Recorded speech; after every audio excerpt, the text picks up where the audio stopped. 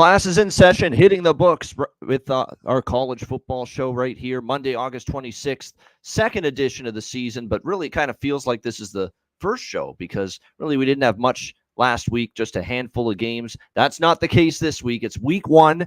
It is the first full slate of college football this season, Thursday night games, Friday night games, a full Saturday slate. We even have Sunday night football, college style, and a Monday night Labor Day night game as well. So looking forward to this being, I guess, the first full slate show, if you will, of the college football season right here on Hitting the Books. Ian Cameron, Connor Mack with you. Before we get into week one, just briefly looking back on the weekend, the big, obviously, result of the weekend was Georgia State with their upset over Florida State.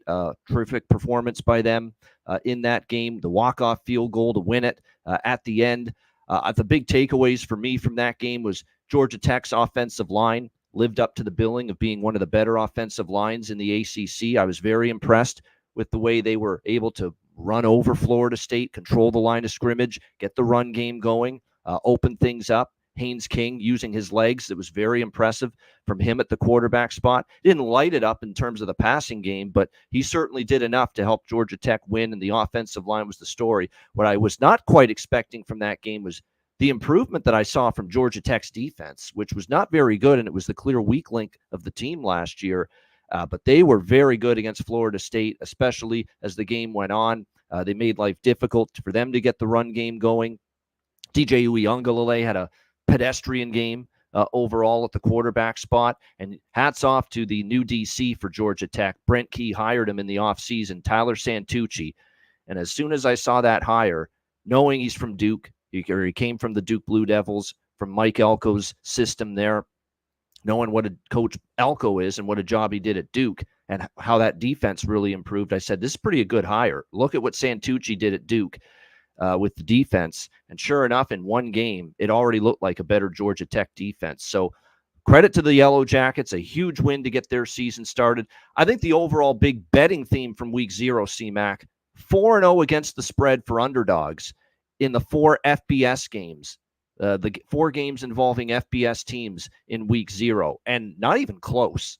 Like, we're talking about no sweat, wire-to-wire jobs for the 4 underdogs that covered against the spread in week 0. Georgia Tech, wire-to-wire point spread cover, wins outright as a double-digit dog against Florida State. New Mexico, how about that performance against one of the best teams in FCS football, Montana State? Double-digit dogs, wire-to-wire cover, nearly win the game outright. And how about the Nevada fucking Wolfpack? Holy shit, who saw that one coming against an SMU team a lot of people liked coming into this season? Wire-to-wire, no sweat, nearly won the game outright as almost 4 touchdown underdogs. And then, of course, Delaware State against Hawaii. Now, look, Hawaii didn't play great, but the weather was awful for that game. Windy and rainy pretty much the whole game, but still, that Hawaii also didn't come close to covering the number. So 4-0 ATS, CMAC, for underdogs in the 4 games involving FBS teams in week 0. I guess the question we have to ask ourselves is that just a 1-week situation? Or is this something that tangibly could carry over to week 1 with the success underdogs had?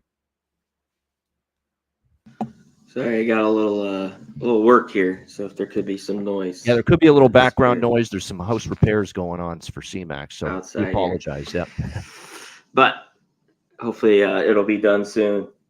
You know, I don't know. You know, I think you know, it's just it's so different from week to week. It's just such a small sample. But some of these schools, they didn't wake up until the end to get going. Maybe take that in to affect this week. Some offense maybe just aren't going to get rolling at all. You know, SMU, Hawaii, you know, they kind of just both teams turn it on in the 4th, and that's where they put all their points up, 21. But it was a good week.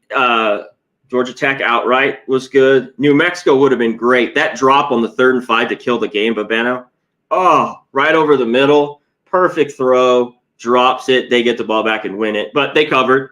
It would just been nice to catch. I was impressed with that new quarterback, Devin Dampier for New Mexico. He looked pretty solid to me. I didn't expect him. Yeah. I don't know. I thought from everything I heard, he'd be all right. That's one of those ones where you scratch your head with a lot of people that I respect. It was just Montana State, and I'm going, like, then this is the biggest line ever it crept to.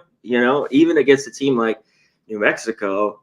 I will say, for as impressive as New Mexico was and how competitive they were, they did get 2 defensive touchdowns. You have to remember they did. that. Wow. And Montana State had more yards, but New Mexico moved the ball as well. But yeah, those 2 scores were really, really big.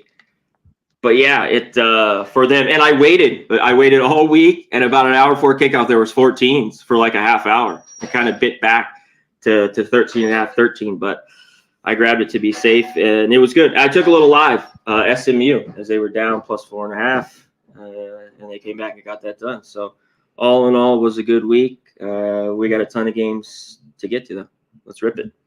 Absolutely. That's the past. I did want to bring it up because I thought it was interesting. 4 underdogs in the 4 FBS games, and all of them covered. And not even, like I said, it was wire to wire. You didn't even have to sweat these 4 underdogs that covered the point spread in week 0 over the weekend. We'll see if that's a carryover or just a one-off into week 1. The way I go about it, and I always say this, you've got to handicap each game individually. You can't just say 4-0 ATS for underdogs last week. Got to bet every underdog on the board this week. Doesn't work that way. So you still got to do your individual handicapping. And we start on Thursday night, and we've got a pretty important game here to start the season for both of these teams, I think, as far as how successful they're going to be in 2024. We have ACC versus Big Ten, North Carolina and Minnesota on Thursday night. We saw Minnesota open a 1-point home favorite. They went up to 3-point home favorites, and now there's been a huge back and steam the other way on North Carolina to the point that the Tar Heels are now favored on the road in this game in Minnesota. 1.5-point road favorites, 50.5 being the total in this game. I know there are some injury concerns with Minnesota. I think along the offensive line coming into the year, we'll have to see. Maybe that played a part in the line move. Maybe it's just because, people are seeing North Carolina as a pretty solid team the last few years. I was initially interested in Minnesota. I wasn't sure I was going to get involved after it moved to -3. Now that it's at +1.5, I'm more interested in Minnesota. I'm just interested to see what the injury situation is for them. Look, a lot of people are making a big deal of the offense last year for Minnesota and how much it struggled. And there's no question, as far as the passing game, there really was no passing game. It was a terrible passing game. Anything they did on offense pretty much was via the ground game. And running the football is probably still going to be, the focus for Minnesota offensively this year. The way I see it here for them coming into this season is you can't get any worse quarterback play than you got last year from the Greek Stallion, Ethan Kaliakmanis. I thought he was awful. I just did not think he was cut out to be a really strong, capable, competent, accurate, consistently college football #1 quarterback.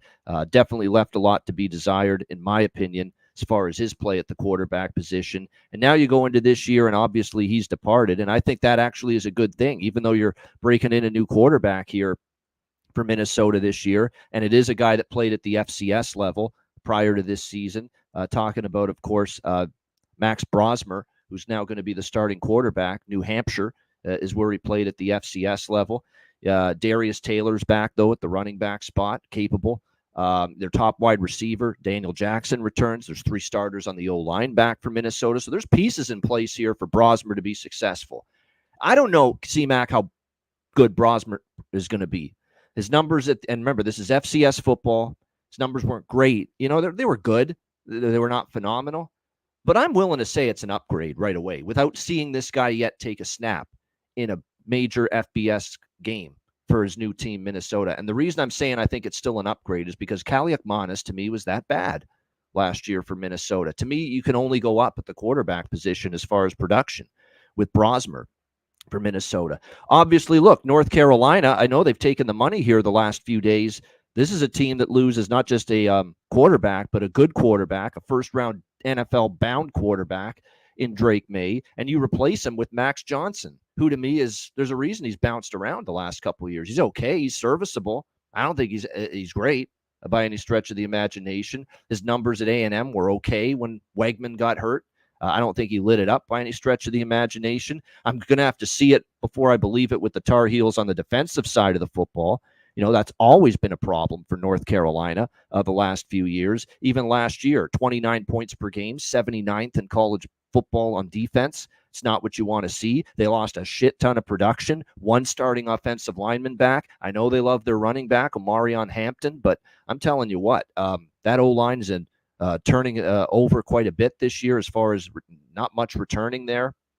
A quarterback, too, Max Johnson, that's not, let's say he's not Josh Allen as far as mobility, and I'm being kind when I say that. So he needs a good offensive line. Will he have it? He needs protection to be effective. Will he get that protection is a big question. Bottom line is I don't agree with the move. I'm not part of it. And now that Minnesota's a home dog, I'm very much interested in the Gophers in this game. C-Mac, what do you think? North Carolina, Minnesota. Yeah, this is one that I really, really don't love. And I don't know if I get to the window. I'll get on it real first. If I look at this when I was going through it the last even week a little bit, this game before we got going, was the total, here to the under in this game. We got to wait on the weather here, and I don't really have it. I saw it before. I guess there's going to be a little bit of wind maybe, but we're still out days, so it's a little bit. One thing I've done, and the reason why sometimes the show goes too long is I've wasted time talking about the weather on a show that we record on Monday. I'm not doing that anymore. Well, yeah, and when between now and then. Yeah. Well, I had looked it up, so I was just kind of bringing it up. But, yeah, and for the most part, we won't be in weather till it gets cold. So Same thing with me. I just when I was looking, I glanced at a few of these games. There wasn't many. With the weather is pretty good right now this time of year. Last year they're missing. You talked about May's gone. Wide receiver Walker is out. These teams played last year. I'll take a ton from that. And before that, they haven't even met. Carolina won 31-13, and it was a Minnesota team that just couldn't move the ball. That offense was horrible. I thought the defense was okay, but it still wasn't a great Minnesota defense. And they gave up some big points in a lot of these games. Yep. And a little bit to the over was Minnesota a team. And we all know how bad North Carolina was. You flip to that side, 94th overall, gave up over 400 yards. And that was a pretty good start to the year where I was thinking, 4 or 5 weeks is this. I had a feeling it was coming back around, that they would show their colors. They did. So, yeah, Max Johnson's in. This will be a tough road game, for North Carolina. So I can't take him, though. There's just no way. I'd love to be getting a few more points with Minnesota. I lean that way. And I am looking at this under. All right, leaning toward the under here for this one. All right, next up, Coastal Carolina and Jacksonville State. Very, very interesting. Very, very good group of 5 game. Underrated as far as I'm concerned. The other game Thursday night with FBS teams facing off. We've got Jacksonville State 2.5-point home favorites, 55.5 being the total here in this game. Of course, when you look at the situation for Coastal Carolina, not going to be easy to say adios to a guy like Grayson McCall, who was just such a great quarterback here for this program for a long period of time. But Ethan Vasco takes over at quarterback, and he definitely got playing time last year down the stretch. Numbers were pretty solid, 779 passing yards, 7 touchdowns, 1 interception. They do lose their top 2 receivers, but they do get 3 back on the offensive line, which is good to see. Looks like on defense this year, it's a defense that was kind of middle of the pack last year. Solid, not phenomenal. But they lose not 1, not 2, but 3 leading tacklers from that defense last year. So that's something that does concern me for Coastal Carolina. Lots of their better players on the defensive side of the football have to be replaced going into this game. So how will that defense fare right away? And right away, too, when you're talking about leading tacklers, that matters when you're playing Jacksonville State and Rich Rod's run-oriented, up-tempo spread offense. If you're not a good tackling team and you're a team like Coastal coming into the year and you've lost some of your better tackling defenders, that could spell trouble here against a team that's, going to be running the ball quite a lot and going to be forcing you to make those kind of plays in the open field against running backs and against, screen passes, that kind of thing. And I know he likes the screen game, the quick passing game as well, Rich Rod. So Coastal's ability to tackle with 3 guys that were leading them in that department last year gone, that's going to be a big question mark. You look at the situation for Jacksonville State. Of course, their starting quarterback changes as well from last year. They are going to end up going. I believe it was going to be Smothers last I checked, and it is him going to be the starting quarterback. This is a guy that played last year for Jacksonville State, so you like that. He's got experience. 6 touchdowns, 4 interceptions last year.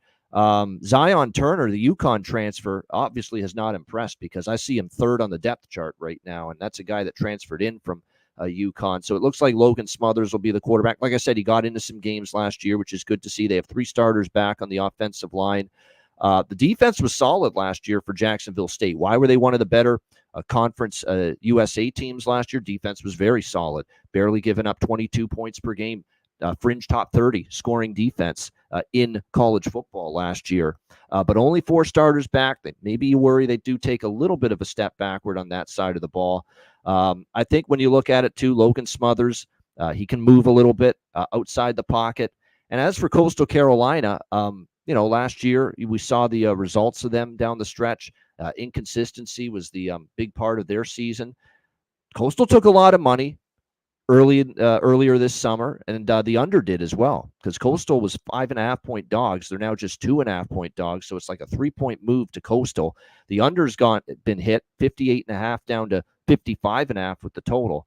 I don't know if I'm going to go the other way on the total. I'm neutral on the total. I think it could, because you have to keep in mind Coastal's not going to play with pace. Jacksonville State will. Jacksonville State plays with pace. You'd like to play their games over, but Coastal's kind of the opposite. Don't exactly play at a fast clip, the Chanticleers on offense. But now with this game below a field goal, I don't know. But to me, it maybe has moved a little too much to Coastal. I know Jacksonville State has to replace their quarterback too, some pieces on defense, but their run offense is still going to be the strength of the offense. I question Coastal's ability to stop the run, especially with some of their leading tacklers gone from last year. So at less than a field goal, I think now the value has shifted to Jacksonville State in this game. C-Mac, what do you think here? Coastal Carolina, Jacksonville State. This should be a good one. Of course, McCall being gone is big, and going on the road in this one. But I want to get to, and we'll see how that Coastal Carolina defense will be in this game. Can they stop the run? Because that's what Jacksonville State wants to do. Yep. And on this line, I already like the move to the under. If you got over the 56, and that, I think you're good. A little bit of a key number as we break it down: 49, the 51, 52, and 56 as we go through it. So I lean to the under. I think they are going to run the ball, and they are a little bit quicker. But Smothers was the guy, the non-passing quarterback with this team. So he's got to step up. And I don't know if they really throw a ton with him. I mean, he had 7 TDs, 6 picks, but you hit it off the top in the conference. They get up 21 points a game, and I think they'll be pretty good again. The running back is solid for them, and I think they can get the job done. I lean their way, but I definitely like the under here. Give it to me. Carolina, Jacksonville State, under. All right, liking the under here is C-Mac with this one. All right, normally we don't talk FCS versus FBS, but we made one exception on the card this week because this is on ESPN. It's going to be nationally televised. It is a pretty big game, and it's Thursday night as well. North Dakota State Bison, perennially one of the top teams in the FCS every year, and the Colorado Buffaloes. Colorado 9.5-point home favorites, 59 the total in this game. Look, there's no doubt this is a test for Colorado because North Dakota State has always been one of the top teams in FCS football. It'll be interesting to see how they are ready for that challenge here this year going into the season. I think when you look at Colorado coming into the year, we know how tumultuous it was. We know how bad they were along the offensive line, how thin they were. From all indications, they beefed up along the offensive line, not only as far as quality and capability, but also as far as depth is concerned. And that should do a lot for Shedeur Sanders, the quarterback, and that should do a lot for Offerdahl, the running back, Travis Hunter, LeJontay Wester, Will Shepard, and that very solid receiving core they've got. Of course, Travis Hunter, the multi-purpose of talent, of course. You'll see him line up on defense as well. So that's going to be interesting to see how that goes for Colorado this year. Certainly, they've had all summer to game plan and prep for North Dakota State.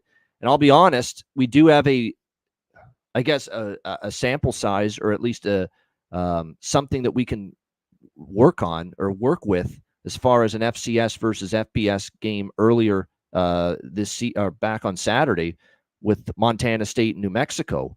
That game was a Montana State team that was one of the top teams in FCS football last year against a bottom-tier FBS team, and the bottom-tier FBS team nearly won the game outright as double-digit dogs and should have won.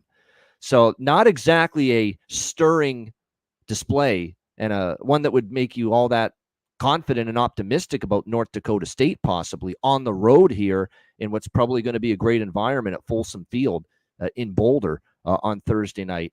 I'll be honest, I don't have a strong take here. So I'm just going to cut it off and say I'm probably passing this game. But if you ask me right now, if I had to make a bet, I'd actually think maybe buy low on Colorado here, quite honestly. North Dakota State, for as good as they are, they did lose some pieces, really both sides of the ball from last year, would concern me a little bit. And for Colorado, look, you'd think there's going to be some progress in year 2 under Dion. We'll see if we see that progress when they get into Big 12 play.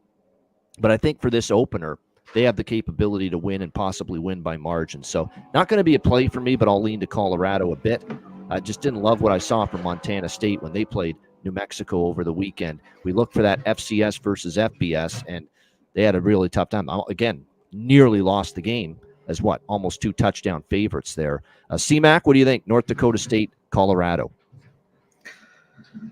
Yeah, I want to see, do we get 10, in this? Because I'm a little bit more interested. Because one thing, I get that you could look at this first game of the year at home, buy low for Colorado, a team, to me, it came out red hot, obviously last year with Dion. Everything's calmed down a little bit, and they have the weapons. And I think we get points. I'd also, I know we have a high total here, but how do we not look at this over?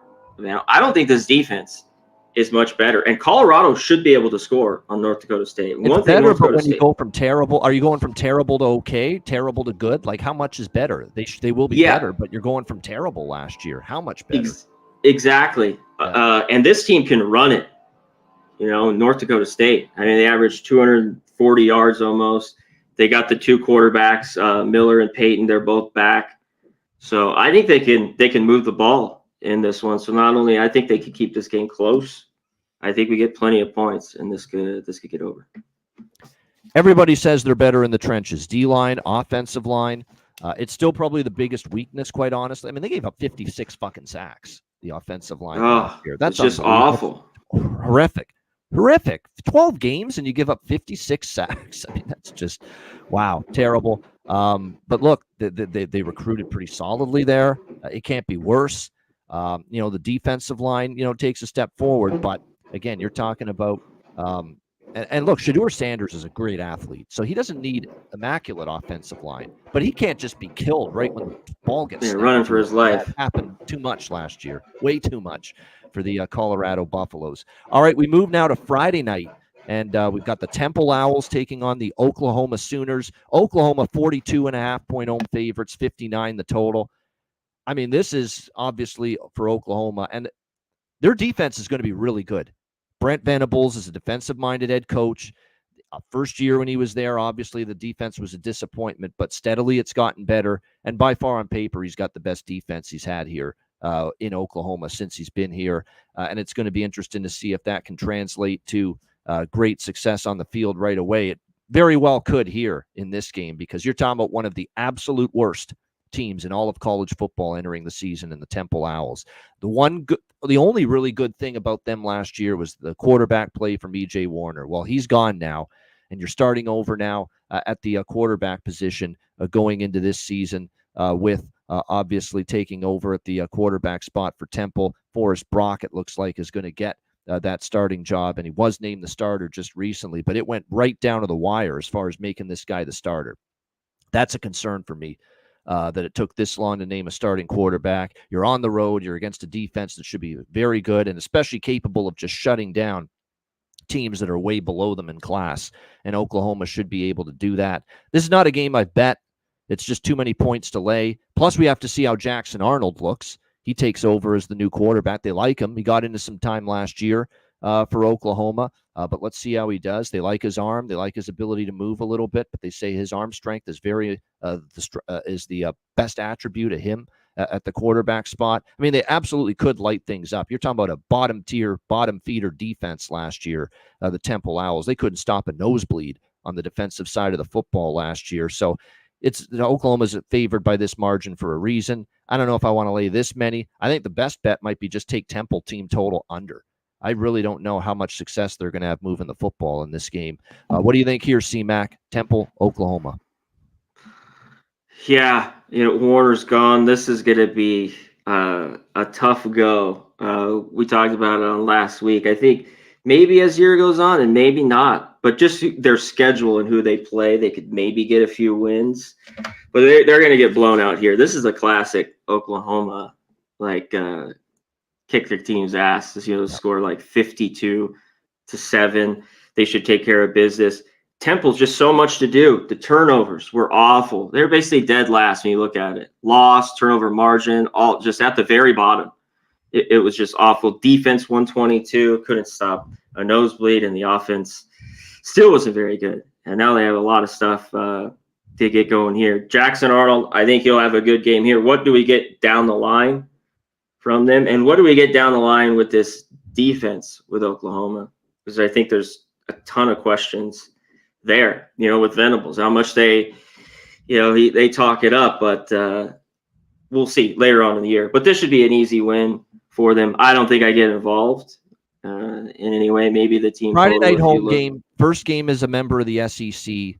That's why I want no part of Temple too. I mean, you figure. Oh yeah, and they haven't won a road game in 20 games, but it's just everything is off. Oklahoma openers have just kicked that. This number is massive. But I don't know if Temple can do much. That would be a little bit shocking. We saw some shocking results if they could maybe hang and score some points, early in this game. Yeah, no doubt. And but one thing that's concerning, it may not show up here against Temple. They'll probably still run them over offensively, but the offensive line is totally revamped, totally rebuilt. Nobody coming back for Oklahoma along the offensive line from last year. So that's going to be interesting to see how they handle that. But that defense, look, last year it was probably the best defense under Venables, 23.5 points per game. And all projections are they should be better than that this year. So it's, to me, Temple team total under is probably, because I don't want to guess how much they pile it on offensively with Jackson Arnold against Temple's defense. They could, but it's always a little bit leery to lay this many when you've got so many new faces on the offensive line. And keep in mind, too, people said SMU was going to kill Nevada last week. How did that? I mean, so I hate to, again, just look back on last week and say never, ever consider laying this many points, but it is a lot of points. It is. And it's not like the big favorites did well last week. So, but that being said, C-Mac, there's no way I get to Temple. Not a chance do I put a penny of my money on the Temple Owls in that game.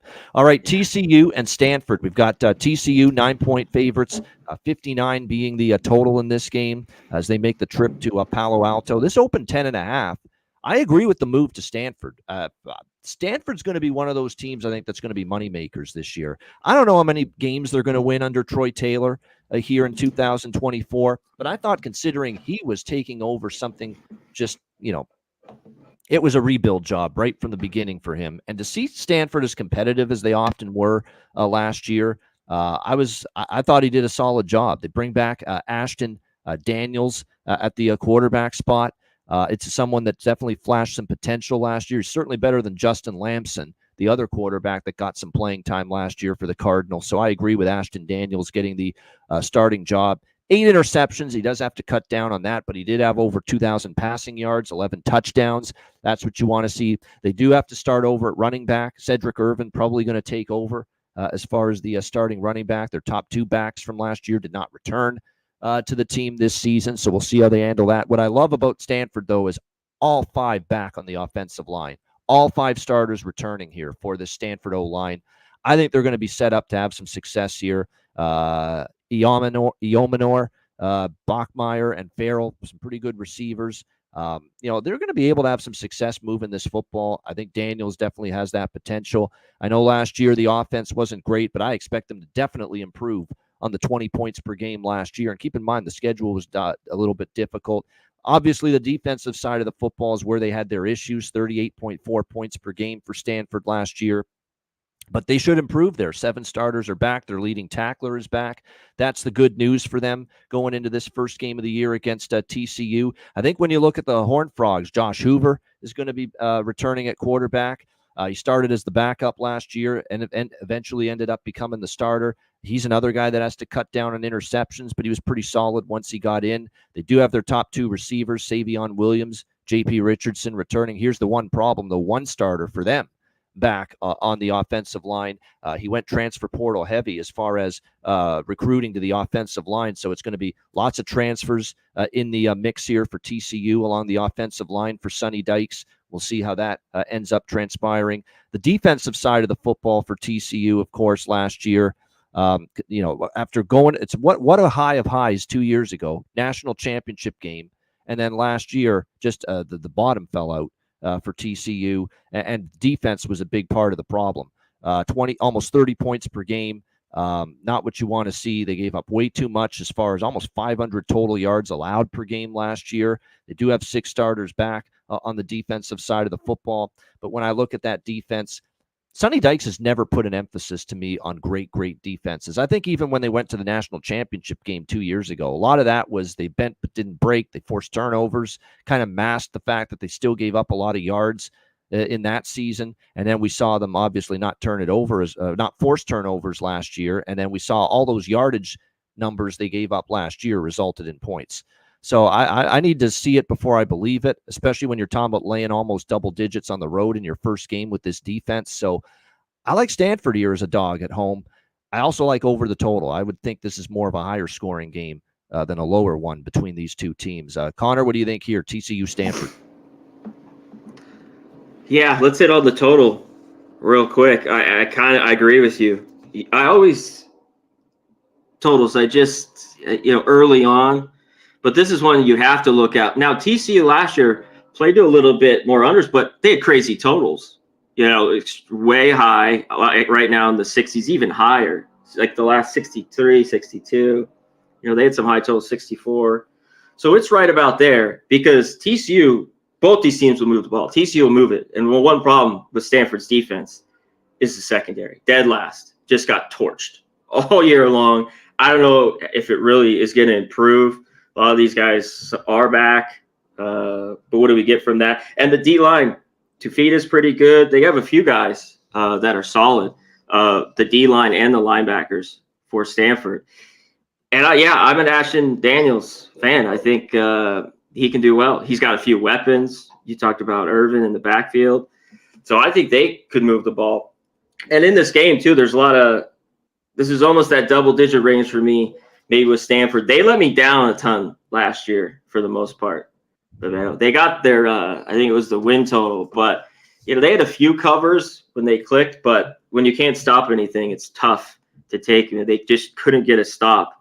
And Hoover should be able to do what he wants for TCU. And I don't really trust their defense, as you were just getting to. I don't trust TCU defense really at all. I think they could give up some points in this game. So I lean over. I'd like to look at Stanford. A lot of crazy ones when you go through all these numbers that I found in this one. Like TCU last year was bad off the national championship run, lost a bunch of games on the road consistently, but they've won their last 10 road openers. Stanford's lost their 9 straight at home. There's kind of all these when you run through some of these things that kind of look to TCU, but can they cover? I don't know. That's it. I'm going to, like I say, I think in this game, given this situation, Stanford being at home, a team, I think they can be competitive. They can be competitive. Mm-hmm. They're going to struggle, this offense, against teams with elite defenses. I still don't think TCU is an elite defense. Stanford's own defense has issues too, but that's also why I like the over. But I think Stanford can do enough offensively against this suspect TCU group to hang around in that game. All right, Western Michigan and Wisconsin also on Friday night. Wisconsin Badgers, 24-point home favorites, 56.5 being the total in this game. I think Western Michigan's a dark horse in the MAC. The question is, can they step up here and be competitive, as in within 3 touchdowns or so against Wisconsin here on the road? Lance Taylor, second season. They do have new coordinators this year, both sides of the football, Western Michigan, including an old familiar name, Walt Bell.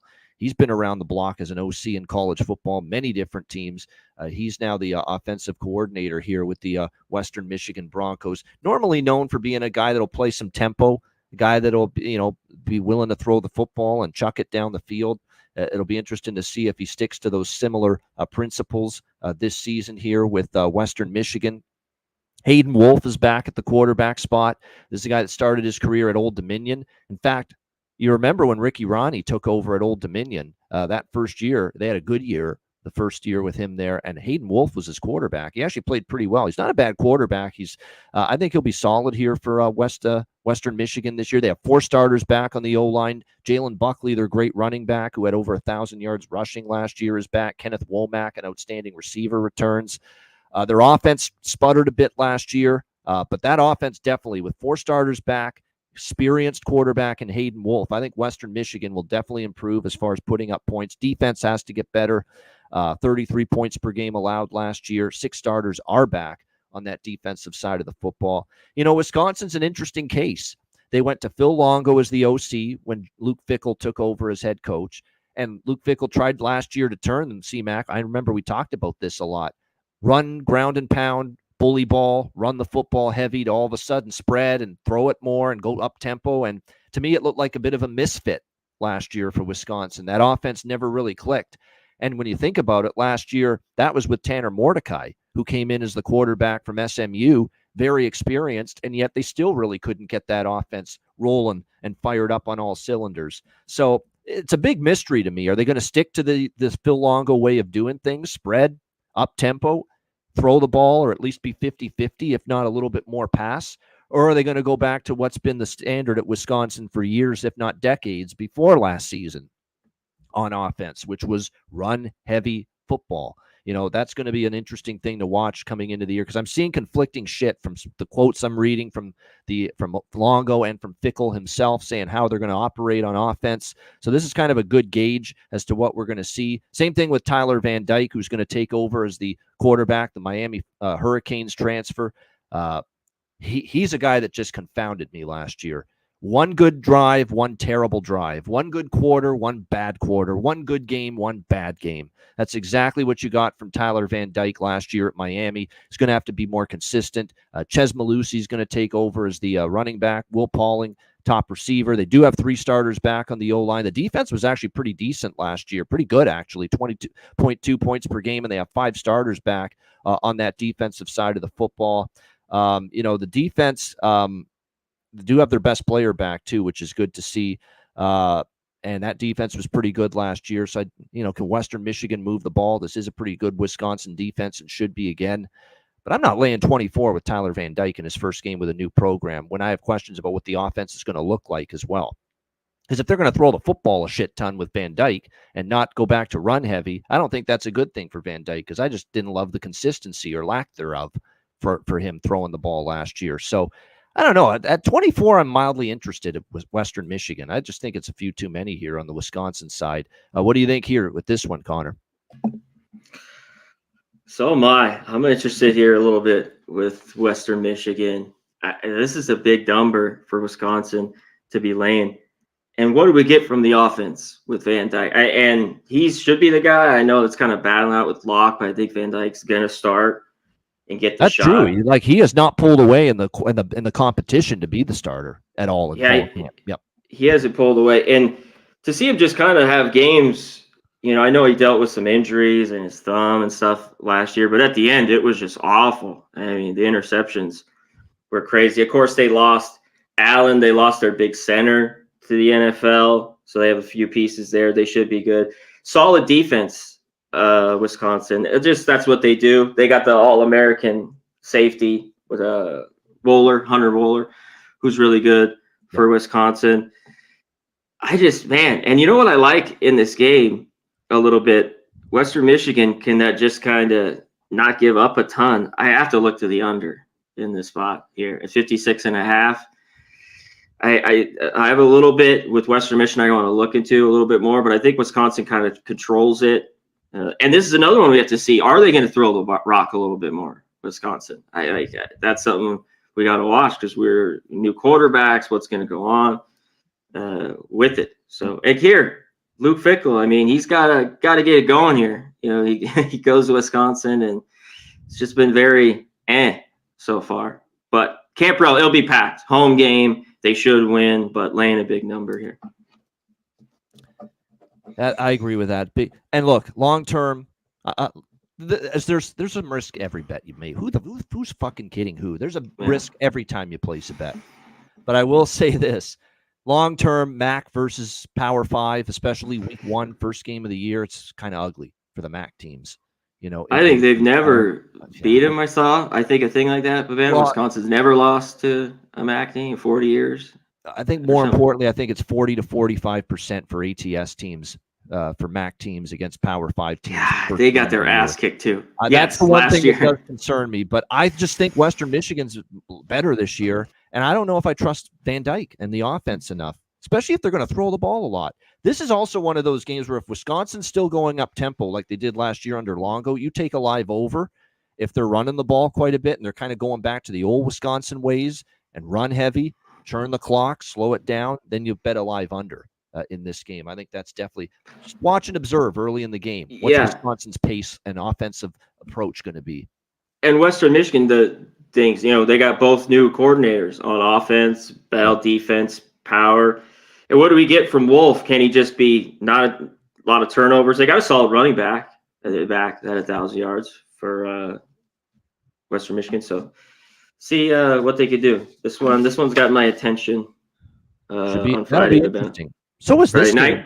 Yeah, Friday night. And so is this game. Another interesting one. The last Friday night game for this week, Florida Atlantic, Michigan State. We've got the Spartans, 13.5-point home favorites, 45.5 the total here in this game. Love the hire of Jonathan Smith. How can you not? Oregon State was in the dumpster, was in the shithole when he took it over. And to see what he did and resurrect that program, he had Oregon State winning double-digit games 2 years ago. It's a remarkable job he did. He's done it a few times too. Yeah, or close to it. Yeah, they're consistently winning record.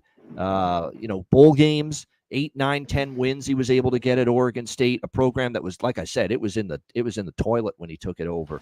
What a great coaching job. I have no doubt after the disappointing run of Mel Tucker and some of these other coaches they've had, they really have not found that great coach since Mark D'Antonio was there and led them to the success they had over a decade ago.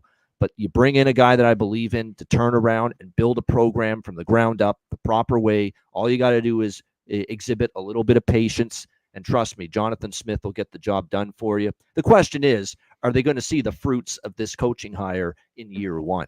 I'm not so sure about that. It's, you're playing in a Big Ten that's tougher, deeper, stronger, now top to bottom. It could still be a work in progress this particular season, but long term, it's a great hire. There's no doubt about that. I think when you look at Michigan State this year, obviously starting quarterback last year gone, but they bring in, and he brings in one of his quarterbacks from Oregon State, Aiden Childs. And from all indications, he's been not just good, he's been really good in camp. Spring camp and fall camp, he's lit it up. He's looked good. He's been in command of the offense. There's rave reviews going on at East Lansing for the play of Aiden Childs here in camp. And it'll be interesting to see if he can take off immediately here this first game against Florida Atlantic. But they like it. Early returns are positive here for him. Their top receiver, Montori Foster, it looks like he's back as well.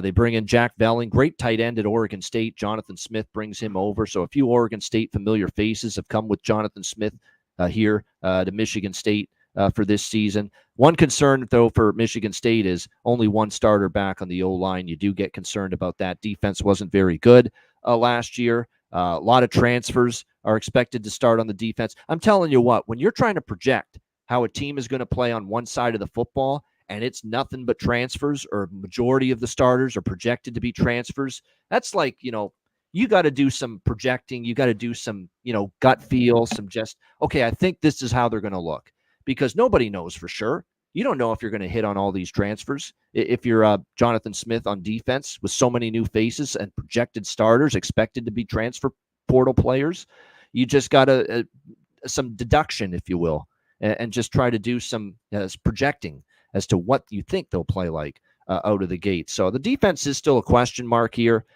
Florida Atlantic, look, when you look at Tom Herman, this is a guy that's had success elsewhere, but, definitely not the season they hoped for at Florida Atlantic last year.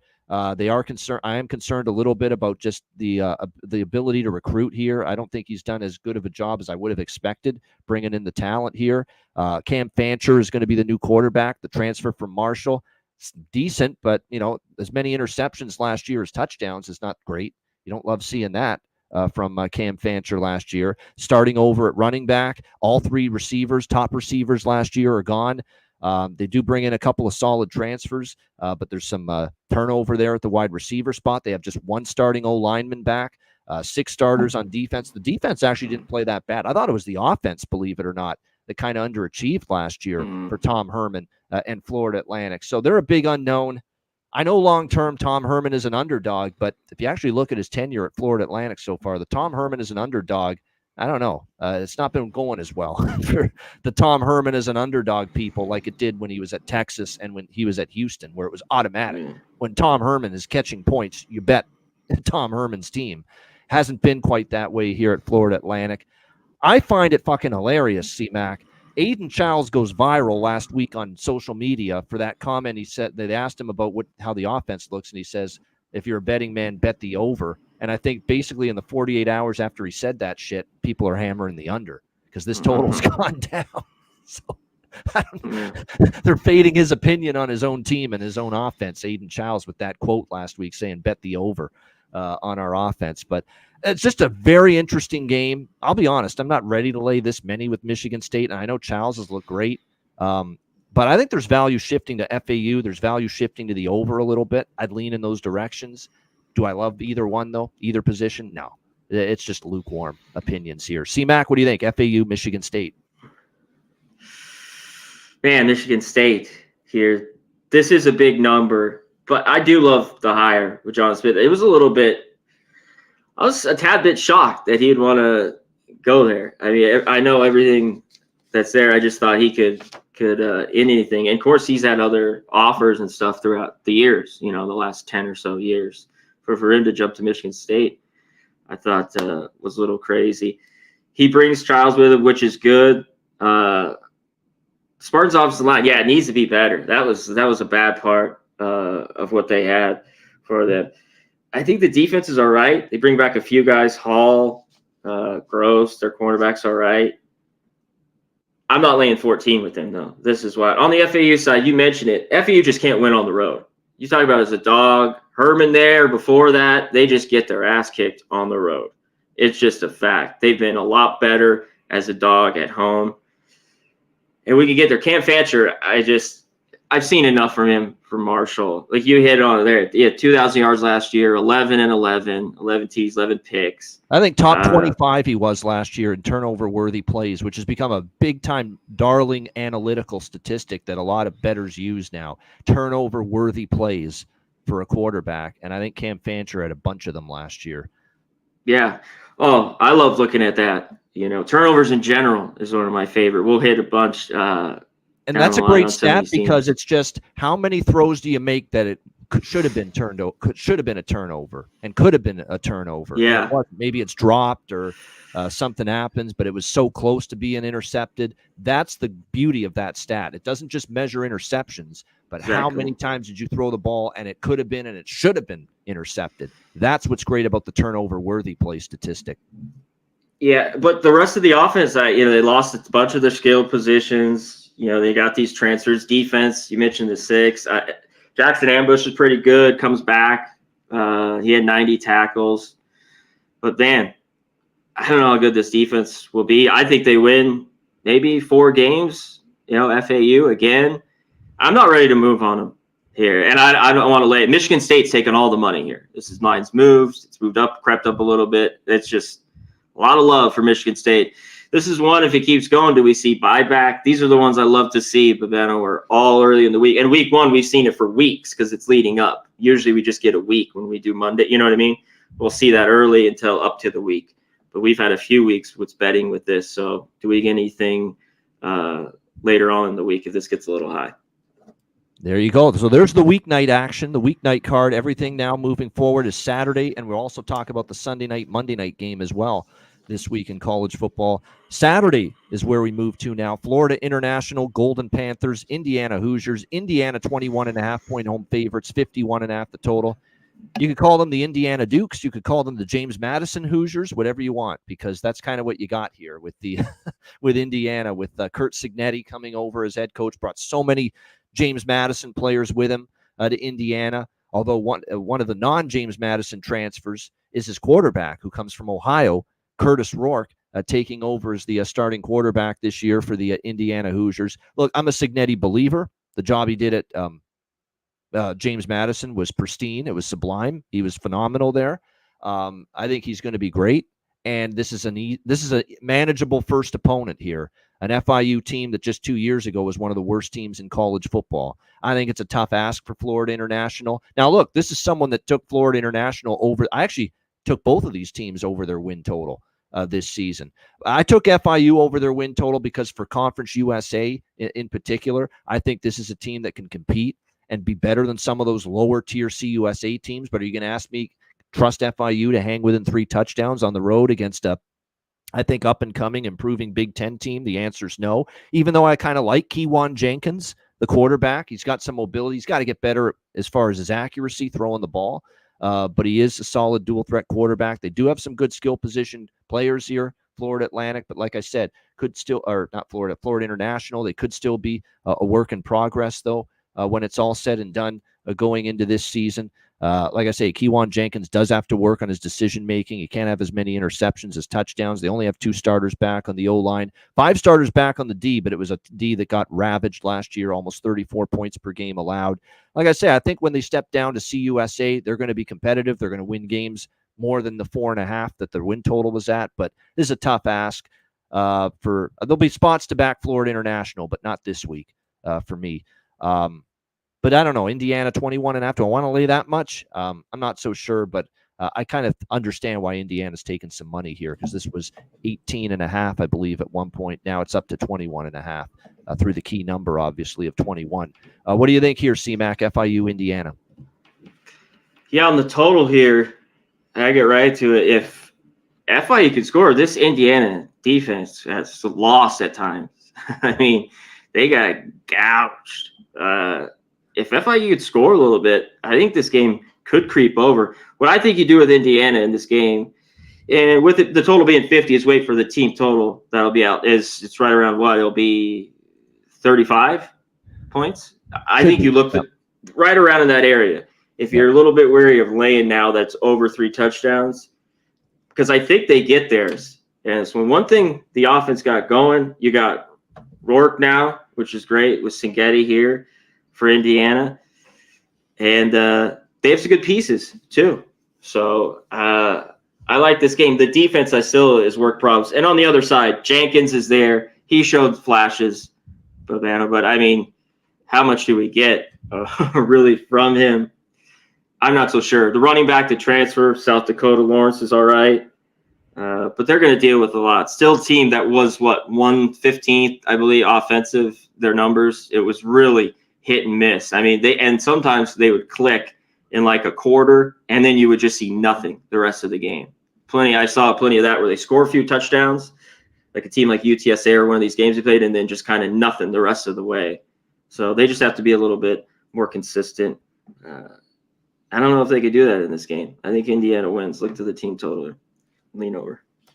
Yeah, I mean, Indiana team total over might be the best way to go because I think that offense, again, FIU's defense, Indiana's defense is a concern. It's what can you get from Jenkins in the offense? Yeah, I think the more you talk there, the more we'll see what the weather's like. Again, this is Saturday, this game, but you're right. I think the over is probably the way I would kind of lean as far as that total is concerned. And speaking of overs, next game, Kent State and Pittsburgh. We've got Pittsburgh 24-point home favorites, 55.5 the total. And the reason I say over for this game, Pittsburgh has made it known, or at least based on what their plans are, we're going up tempo this year. And this has not been Pat Narduzzi's calling card or specialty, but from the sounds of things, they're changing the offense a little bit this year, and they want to be a little bit more attacked down the field vertically. This has been a run-heavy offense for many of the years Narduzzi's been here, but Cade Bell is the new offensive coordinator here with Pittsburgh comes over from Western Kakalaki, the Catamounts, FCS team. And if you watch Western Carolina football the last few years, very up-tempo, extreme tempo offense. And it looks like they're going to try to bring that here to Pitt. The question is it going to work? This new change in scheme, this new change in offensive philosophy. It looks like the quarterback position this year, it's going to go to Nate Yarnell. He was battling with Eli Holstein for the quarterback spot. Looks like it was right down to the wire. I don't know if they've officially named one yet, so keep an eye on that. But definitely it was a battle as far as who's going to be the QB1 here for Pitt going into this opener against Kent State. And also another thing to keep in mind, but I think Yarnell's probably going to get it. Rodney Hammond Jr.'s back, 2 starters back on the O-line. The defense was not great last year, 29.2 points per game, only 3 starters back. So that defense, which has been obviously at times for Pittsburgh good, but they've had some times too under Narduzzi where for a defensive-minded head coach, they have not played as well. I am concerned about that defense this year for Pitt. And look, Kent State, people are going to say, well, I saw Kent State offensively last year a ton. How the hell can you trust this team to score points? Because they were. Offensively, they were inept. They were absolutely friggin' inept last year offensively, Kent State. There's no question. It was just awful to try to watch this team, put together a drive or even get some first downs. I mean, what did they average last year? 12.5 points per game, dead last in college football, but their defense was just not very good. They only scored 12.5 points per game. They gave up 36.8 points per game last year. But here's the thing. Kent State had nobody back on the offense last year. Nobody. They had no starters on the offensive line back last year either. So they were really starting over. And Sean Lewis, the great head coach who inspired that up-tempo offense that was so good at Kent State, he left. And it was just a complete and utter rebuild on the offensive side of the football for Kent State last year. This year, it looks like you're going to turn to Tommy Ulatowski as the starting quarterback. It looks like they are going to settle on him being the guy. Although, actually, you know what? That's not the case. No, it's Devin Cargman. Sorry. Tommy Ulatowski got some playing time for them, but Cargman beat him out. So it's going to be Devin Cargman that's going to get the start here for Kent State. They have their top running back returning, Krishawn McCray, their best receivers back, and 4 starters on the O-line back this year for Kent State. I think it actually has a chance to not just because they were so atrocious last year, worst in the country as points per game. They could not only be just a little bit better on offense this year, they could be a lot better. I think there's definitely the potential for this to be one of the more improved offensive teams, especially if Cargman shows he can play at the quarterback position. So you factor in Kent State has to be better on offense. They're still shaky on defense. Pitt's going to go to an up-tempo, faster pace offense, and their defense is still a bit shaky. I understand why there's people betting over. I agree with it. C-Mac, what do you think here? Kent State, Pitt. Yeah, Pitt's, the defense was just awful, and they played to the over in a ton of these. But this offense for Pitt should at least be able to score, and how bad they were. This is key to this game, playing Kent State, though. Pitt was awful. Turnovers. I mean, at 21, they lost. Turnover margin, -5. They just weren't good. I'll hit up a couple other teams that were really good and some of these bad ones where it just killed them. And they just had no momentum. You think of Pittsburgh, you think of defense. But man, it's just a little bit lost there, and they a bunch of stuff to deal with. Out on the other side, Kent State, I think there's a little bit to go on here. The quarterback situation, I'm like, I don't know what we get here from these guys. I haven't seen enough of them at all. Ulatowski, I thought he was going to win the job. I know they're still battling. Obviously, he's not, but we might see both of them in this one. So, yeah, this is a tough one for me. I think there is points. And, man, this is a ton of – Kent State just was so bad. And ripped through all the stats. It's just, the offense, 128. The defense, horrid.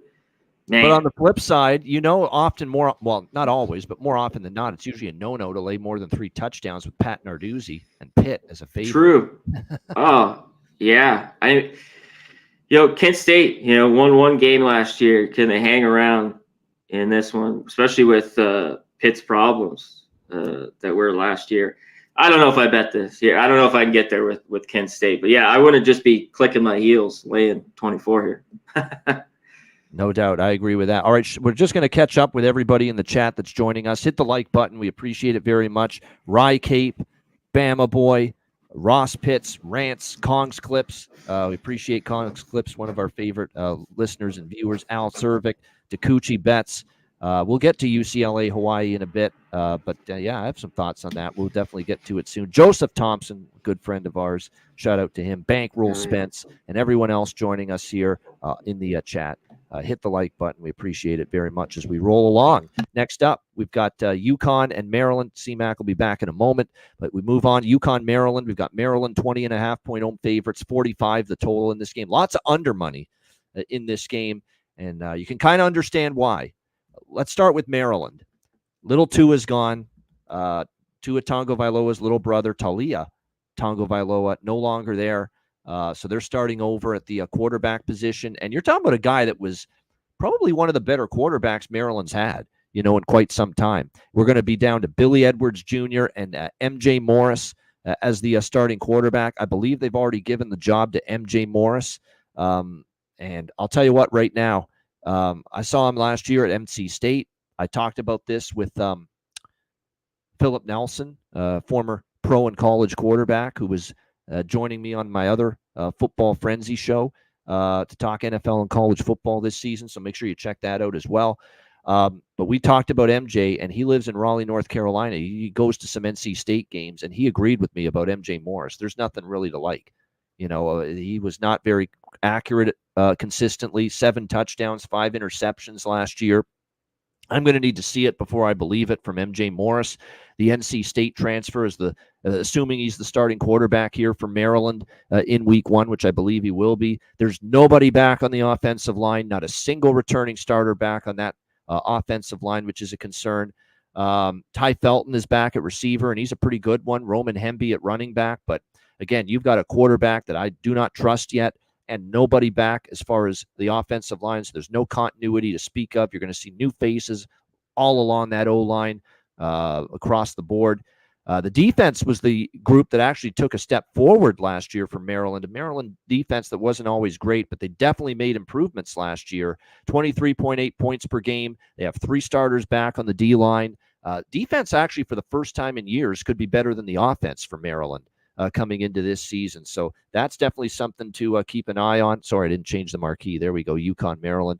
So I understand why from a Maryland standpoint, there's been some money on the under here in this game. And when you look at UConn on the flip side, this is still a team that I think when you look at UConn, their offense is still, hit or miss, I guess is the best way to put it. Be interesting to see how they fare here this year. Nick Evers at Nick Evers at the quarterback spot. We'll see how he goes. The Wisconsin transfer is going to be the starter this year for UConn. We'll see how that. Actually, you know what? He was expected to start, but don't know if that's fully the case because he was battling with Joseph Fagnano, and this is a guy that played last year for UConn. So keep an eye on this. I don't know if we've got a clear cut. Like a three-man thing going here? Yeah, that's what I'm kind of seeing here. Yeah, that's what I'm kind of seeing here. But I know they expected Nick Evers to get the job, but it's not totally set in stone yet. I don't think Jim Moore Jr. is fully decided. What I can tell you is Cam Edwards and Victor Rosa, 2 very good running backs, return for UConn. Brett Buckman returns at receiver. They bring in some transfer portal additions at receiver. 2 starters on the O-line back. Defense was what had their issue last year for UConn, but 5 starters are back. They do have their top tackler back, which is important as well. So the defense should take a step forward. It's just what are you going to get quarterback-wise, regardless of who starts here for UConn? That's going to be the question. Bottom line is Maryland's starting over on offense, and they got to show they can put up points, and I'm not trusting them as a 20.5-point favorite to do that. So UConn's taking the money, under's taking the money. Hard for me to disagree with either position. I think this is a lot of points to be asking a totally rebuilt Maryland offense. Even though their defense could be pretty solid, that's a lot of points to be laying in week 1 with a totally rebuilding Maryland offense and a quarterback that I flat out do not trust in MJ Morris because he was just not something that ever impressed me last year at NC State. So I agree with the move to UConn. I agree with the move to the under in this game. CMAC, what do you think here? UConn, Maryland. Yeah, there's not a ton to be impressed with. And it's always tough for me in these, like, not kind of knowing with when there's like a 3-man competition, they're like going into the game, first game, we don't know. Yep. You know what I mean? But I think there's value here with UConn.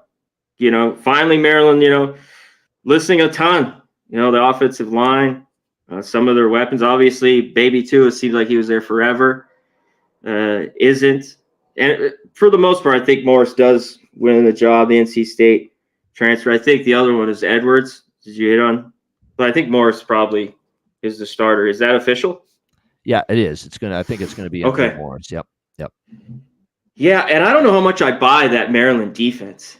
It looked all right at times. This was one of the teams that you got to look. Can the turnovers happen again? Yeah.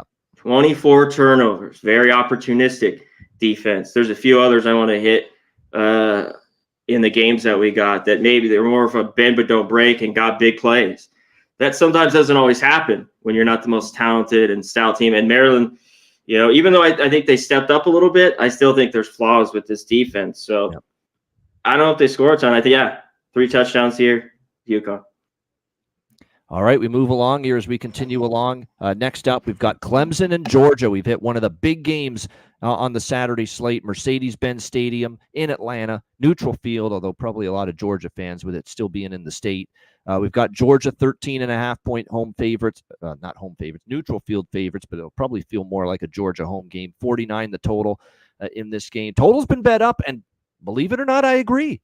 You would think sometimes Clemson, what they're capable of being on defense, Georgia, what they're capable of being on defense. I actually think the bigger losses for these two teams in the offseason were on defense for both of these teams.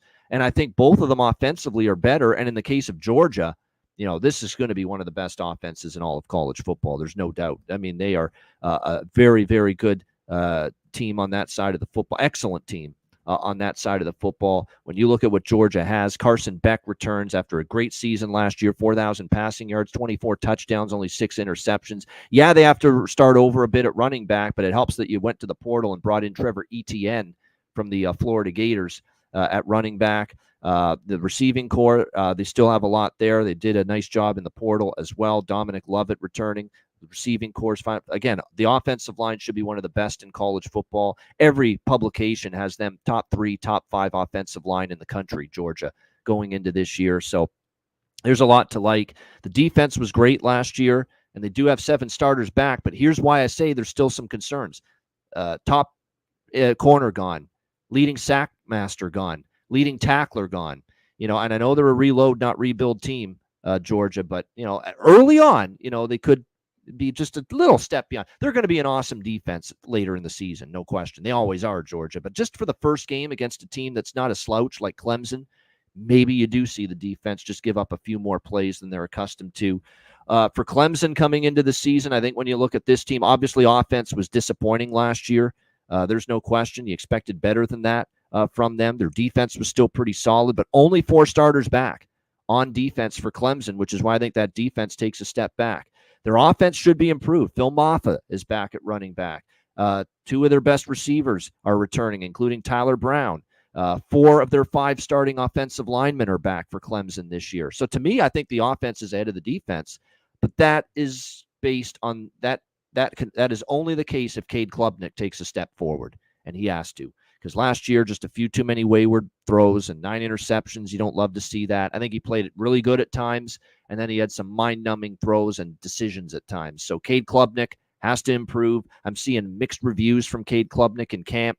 We'll see how that goes for him. But the fact remains that you've got both of these teams, I think, a little bit more as far as personnel loss on being felt on defense, and both of these teams being improved on offense. Georgia's going to score, I think, quite a bit here in this game. Because Clemson's defense, to me, with only those 4 starters back, I think it's going to be difficult for them to match the production and the 20 points per game or so they allowed last year. The question is, can Clemson score enough? And in this game, they might be able to. And even if Georgia's up by 2 touchdowns or 17 and Clemson has the ball late, you know, you could see some garbage time points. I think at 47.5, the total was a bit too low based on the situations with the personnel on these teams. I agree with the move up. As far as the side goes, look, it's Georgia or nothing. It's a 13.5. It's, you know, they got to win by 2 or more touchdowns. Clemson's not chopped liver, but I don't flat out trust Clemson in a game of this magnitude against a team of this caliber. What do you think here, C-Mac, Clemson, Georgia? Yeah, this one, all the money too here on Clemson. I mean, on Georgia. This line has not moved. It's stalled here.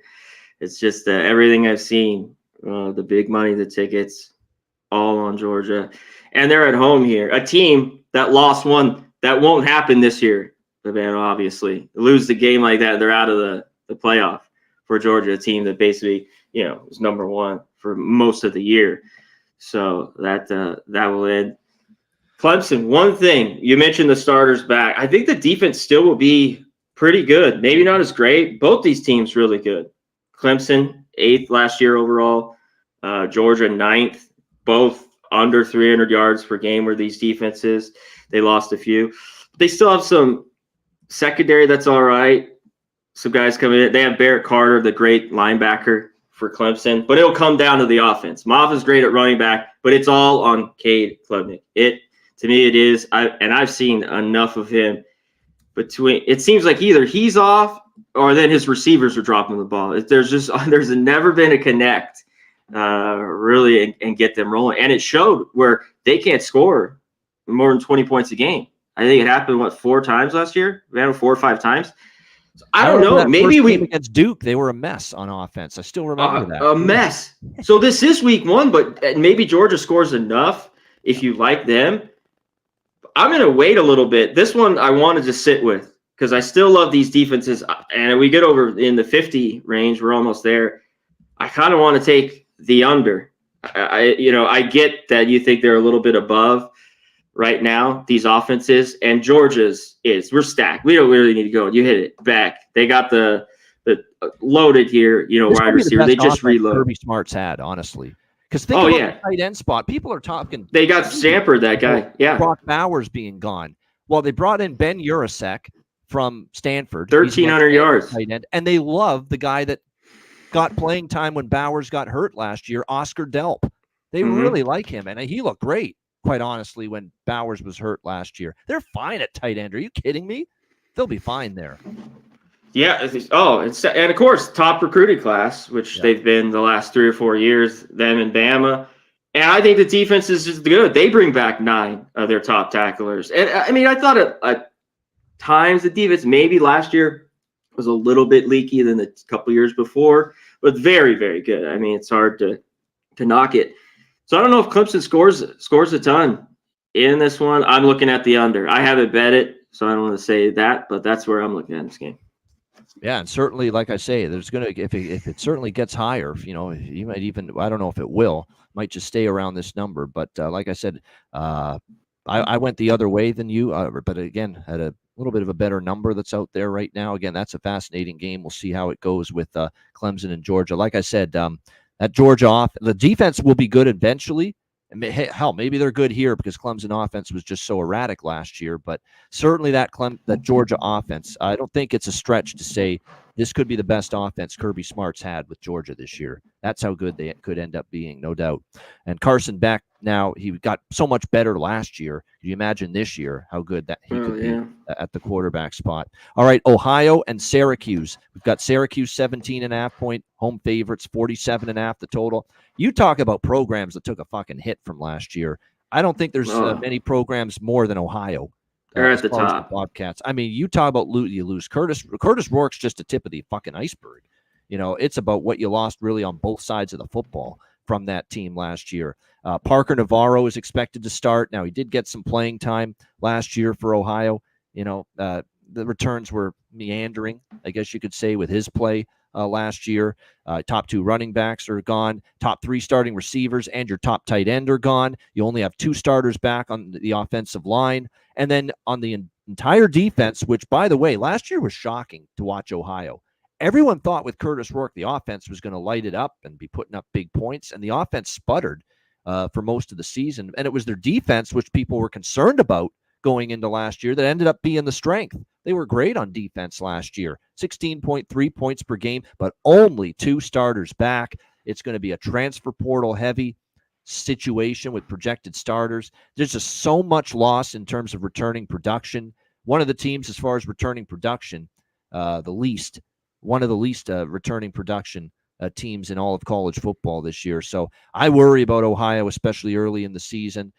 Meanwhile, you look at Syracuse, and they made the change. Dino Babers gone. I think it had to happen. Kind of ran its course. I like the hire of Fran Brown. Who's obviously a Georgia secondary coach. Knows how to be in a winning culture. Look, I'm not a big Kyle McCord fan, who's going to be the starter, transferring from Ohio State. He was very inconsistent last year, but I think he'll fit in better here. This is just a better situation for him. You won't face as tough of defenses on your schedule. I think the offense will run the football for him, try to help him out. So I actually think Kyle McCord will thrive. I know he didn't light it up for Ohio State, which is why he's not there anymore. I think one of those situations where I think he's going to thrive here at Syracuse when it's all said and done. LaQuint Allen returns at running back. 4 starters on the O-line are back.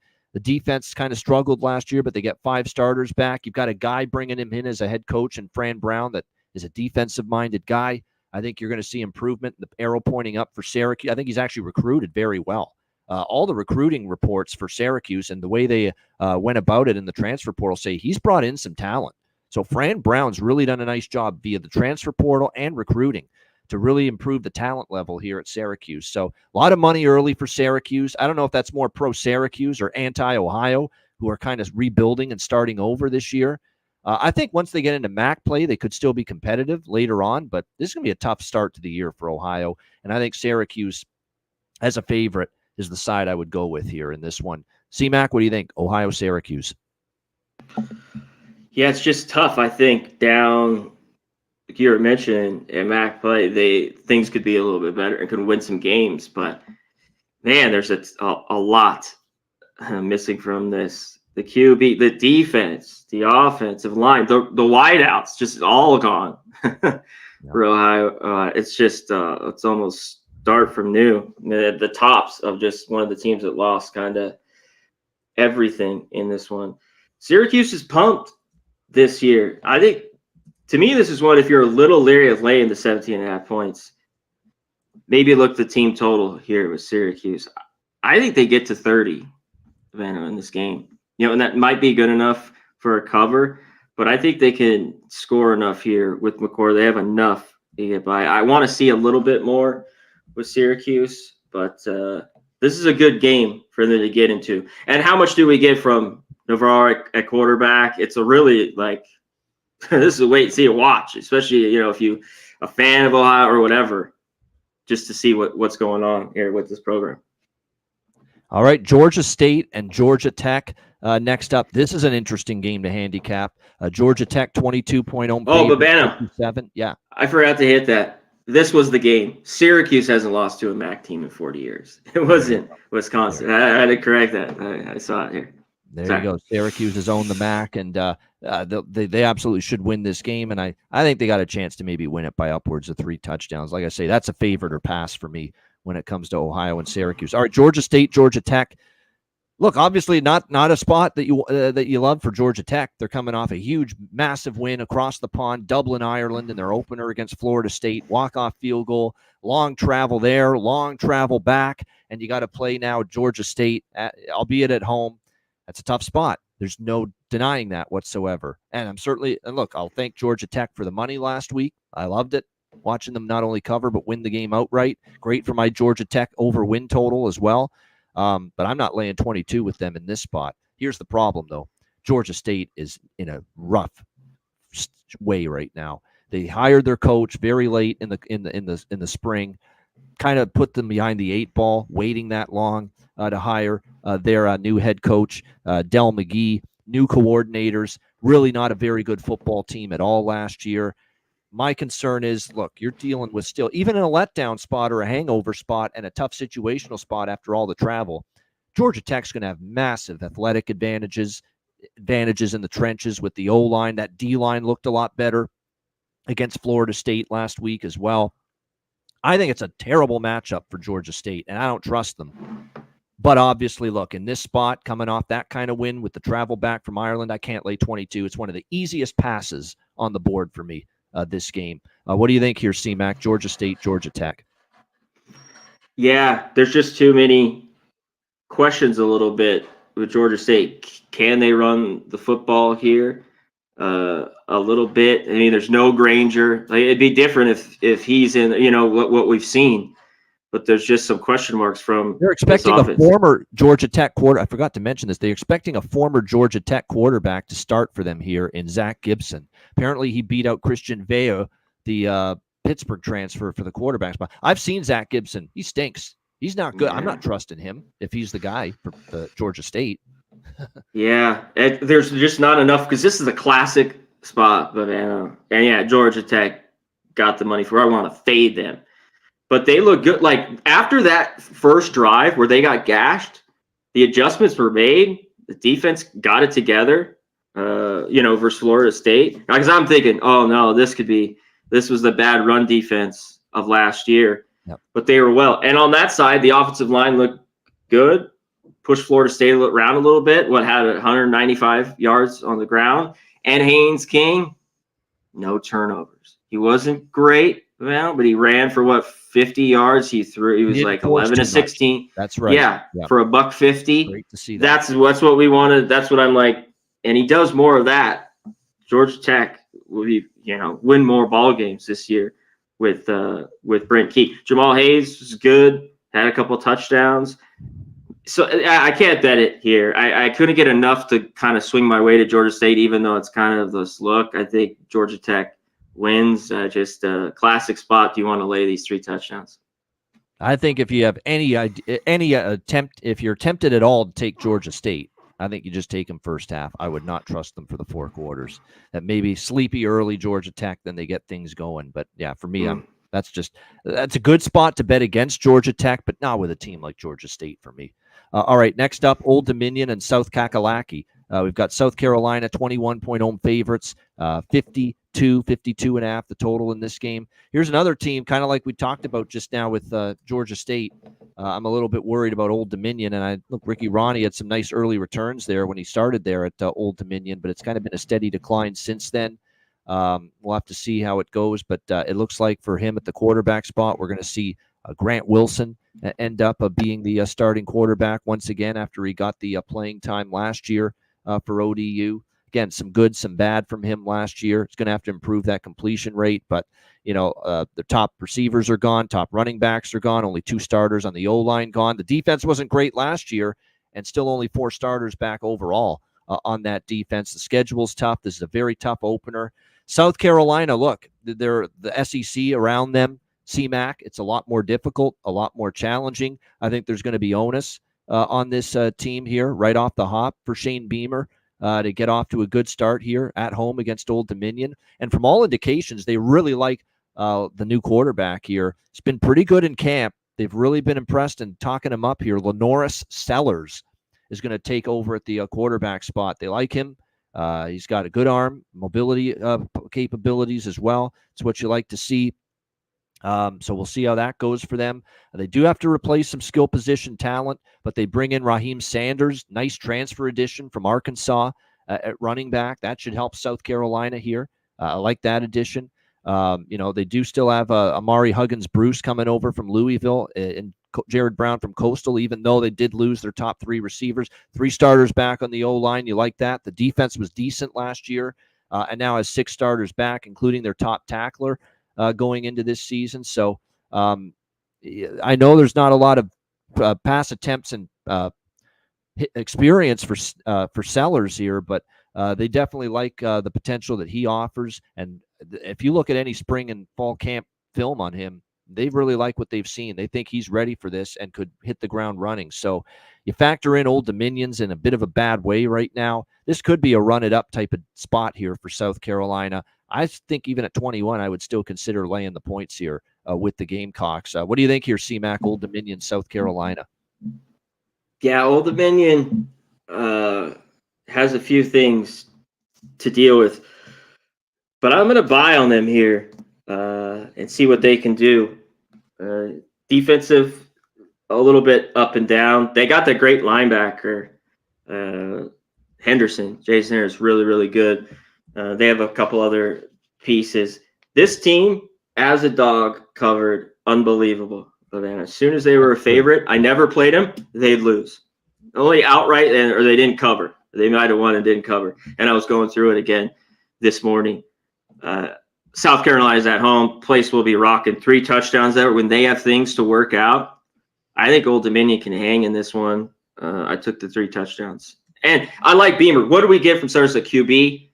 This could take some time with him to get gelling. I know Beamer. I love special teams, with his dad. It should be solid. But I don't know about 3 touchdowns in this one. So Old Dominion for me. All right, there we go. I like it. We're on opposite sides here. It's going to happen every now and then, but that's an interesting one there, Old Dominion and South Carolina. I didn't put this in the games list, but I wanted to just mention it quickly, very quickly. James Madison, Charlotte. This number's just taken a tumble. James Madison opened 10.5. They're 6.5-point road favorites now, 50.5. There's value on James Madison now. There is. Charlotte's just not very good. They're terrible on offense. I don't trust their defense enough. And James Madison made a great hire. I know they lost a lot of their guys, and Kurt Signetti went to Indiana, but Bob Chesney was a great hire. Holy Cross in the FCS, and they were always one of the best teams in FCS when Bob Chesney coached there. It was a great hire. They have a solid enough quarterback situation here. Dylan Morris comes over. He'll be the starting quarterback. He's got a lot of experience from Washington previously with the Huskies. Lost his job to Penix there. He's experienced. I think the defense is still in a decent way. And more than anything, this is now cheap because I think there's still a pretty big gap between James Madison and Charlotte. So less than a touchdown is a road favorite now. I definitely kind of like JMU there. Did you have any thought on that game, C-Mac? No, I don't. I get why you want to move on it under the touchdown. It seems just a little bit, I don't know. It's strange. It seems like bite there at that people are going to see from last year, and unless you're doing the work and see who they lost, people are going to be like, this is James Madison. We're going to take this. And maybe it is cheap, but I don't buy. And I'm not really crazy about Charlotte here, but they are at home. If they're playing any of their better football, like of course a lot of teams do college football, it is at home. So if this was a few more, it was a look for me. But yeah, it was a cross off. All right, next up, we've got one of the bigger games. This is big noon Saturday on Fox.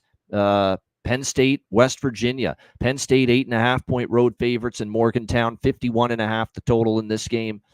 So the biggest fear I have for West Virginia is there is a gap on defense with these two teams. Penn State does have an elite defense. They should have one of the better defenses in college football this year. Make no mistake about it. And will Garrett Green, who I like Garrett Green. I like what I saw from him at the quarterback spot for West Virginia last year. Will they be able to do enough in the passing game against this great, loaded Penn State defense that was 3rd in the country last year, 14 points per game allowed? That's going to be the big question. But I still, on the road, laying almost doubles. Penn State's offense, that's the key. Nick Singleton and Katron Allen are outstanding running backs, but they do lose their top receiver. They only have 2 starters back on the O-line. And all I've heard all camp long from this new offensive coordinator at Penn State is we're going to finally throw the ball down the field. We're going to take shots in the passing game down the field. I'll see it before I believe it. That was check down fucking Charlie all year, Drew Aller, last year at the quarterback spot for Penn State. I mean, everything was short to intermediate. Everything was dink and dunk. It's like he was scared out of his wits to throw the ball down the field. I'm going to have to see the explosiveness in the passing game from Penn State before I'm ready to believe it. I do lean West Virginia here as a home dog. I am concerned because their defense is not what Penn State's is, that there is a pretty decent gap there as far as it's concerned. But I think it's one of those deals where I like West Virginia getting these points, 8.5. I think it's a solid number. It's a tough place to play. And we know what it's like sometimes with Penn State laying points on the road against a capable opponent. Like this isn't Ohio State good, obviously, or Michigan, but West Virginia is a capable team. And Neil Brown turned that team around last year. Their offense with Green should be good.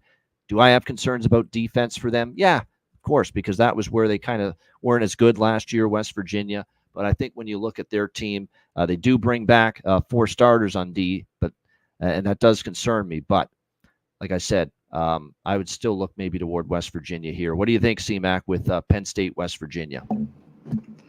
This is one that, going through it was a weight, because I do think Penn State's loaded. But you know how you just hit on it. When I want West Virginia is in their backyard, as a dog, over a touchdown. Green's back. The offense is pretty good. White's back. He's got some receivers. and Clement does Greed. So, but can they score here on this Penn State defense? But when Penn State ever stepped up, they could get torched. There's obviously those top teams, Ohio State, some others. But yeah, the defense overall was really good last year, and should be good again. Aller's back; he's got a bunch of weapons, so they should be able to move the ball. This is a tough, tricky game for Penn State, where they might win but not cover. In this one, we'll see if they go in there and win big. That would be a pretty good statement, because and week one dogs like this, but man, are a little bit weird. Even though West Virginia has some of the talent back in that we know. It's always a little bit because how the offense is going to flow, just in the first game of the year, where it's like if this was like when they get going week 5 or 6, where this would be real appealing. Yeah, that's a great game, though, Saturday. I'm looking forward to watching that. All right, Boise State and Georgia Southern. We've got Boise State 12.5-point road favorites, 57 the total in this. Bit of a surprise here for Boise State. That Malachi Nelson, the USC transfer, a 5-star recruit at one time, has not won the starting job. And they're going to go to Maddox Madsen, who got a lot of playing time last year for Boise State, still been in the system a while. Like, they clearly think Malachi Nelson's not ready yet for all the potential he has. So, look, Spencer Danielson, the head coach, knows his team better than I do, so I have no issue. The guy does have experience. Maddox Madsen, they're fine. Is he as mobile as Nelson? No, but he's got a good enough arm. And more than importantly, they're going to be a team that relies on the offensive line, which is outstanding coming into this year. 4 starters back, and a run game with one of the top running backs. And not only the group of 5, I think you just say one of the better running backs in the country, period, in Ashton Genty. That is how good he is. Be, yeah, as far as running the football for Boise State. So they're going to be fine. And the one thing that would concern you for Georgia Southern is that D-line got ripped on the ground last year. And so you worry this is a very troubling matchup for Georgia Southern. When you look at what they have, that D-line looks undersized. They could get completely run over in this game by that just dominant, just wear you down running game and rushing attack that Boise has. They do have 7 starters back on the defense, but again, a defense that gave up 33 points per game last year. That would definitely concern you here about Georgia Southern going into this game. I think this is one of those deals where I lean to the 12.5, but I might play it a little differently here and go with Boise team total over and just expect Boise maybe to put up the points they need in this game, because they could really score on a majority of their drives against this Georgia Southern defense. I'd probably lean full game over, too. I'm just not as confident, C-Mac, what we're going to get from Dexter Williams II, who's going to take over as the Indiana transfer, who's going to take over as the starting quarterback here for Georgia Southern. What are we going to get from him? Actually, that's not actually for sure yet that he's taken over. No, it's J.C. French. I beg your pardon. J.C. French is going to be the starting quarterback for Georgia Southern. So that's a bit of a surprise because they brought in Dexter Williams with the expectation he had a good chance of landing the starting job. The fact he didn't, and J.C. French beat him out.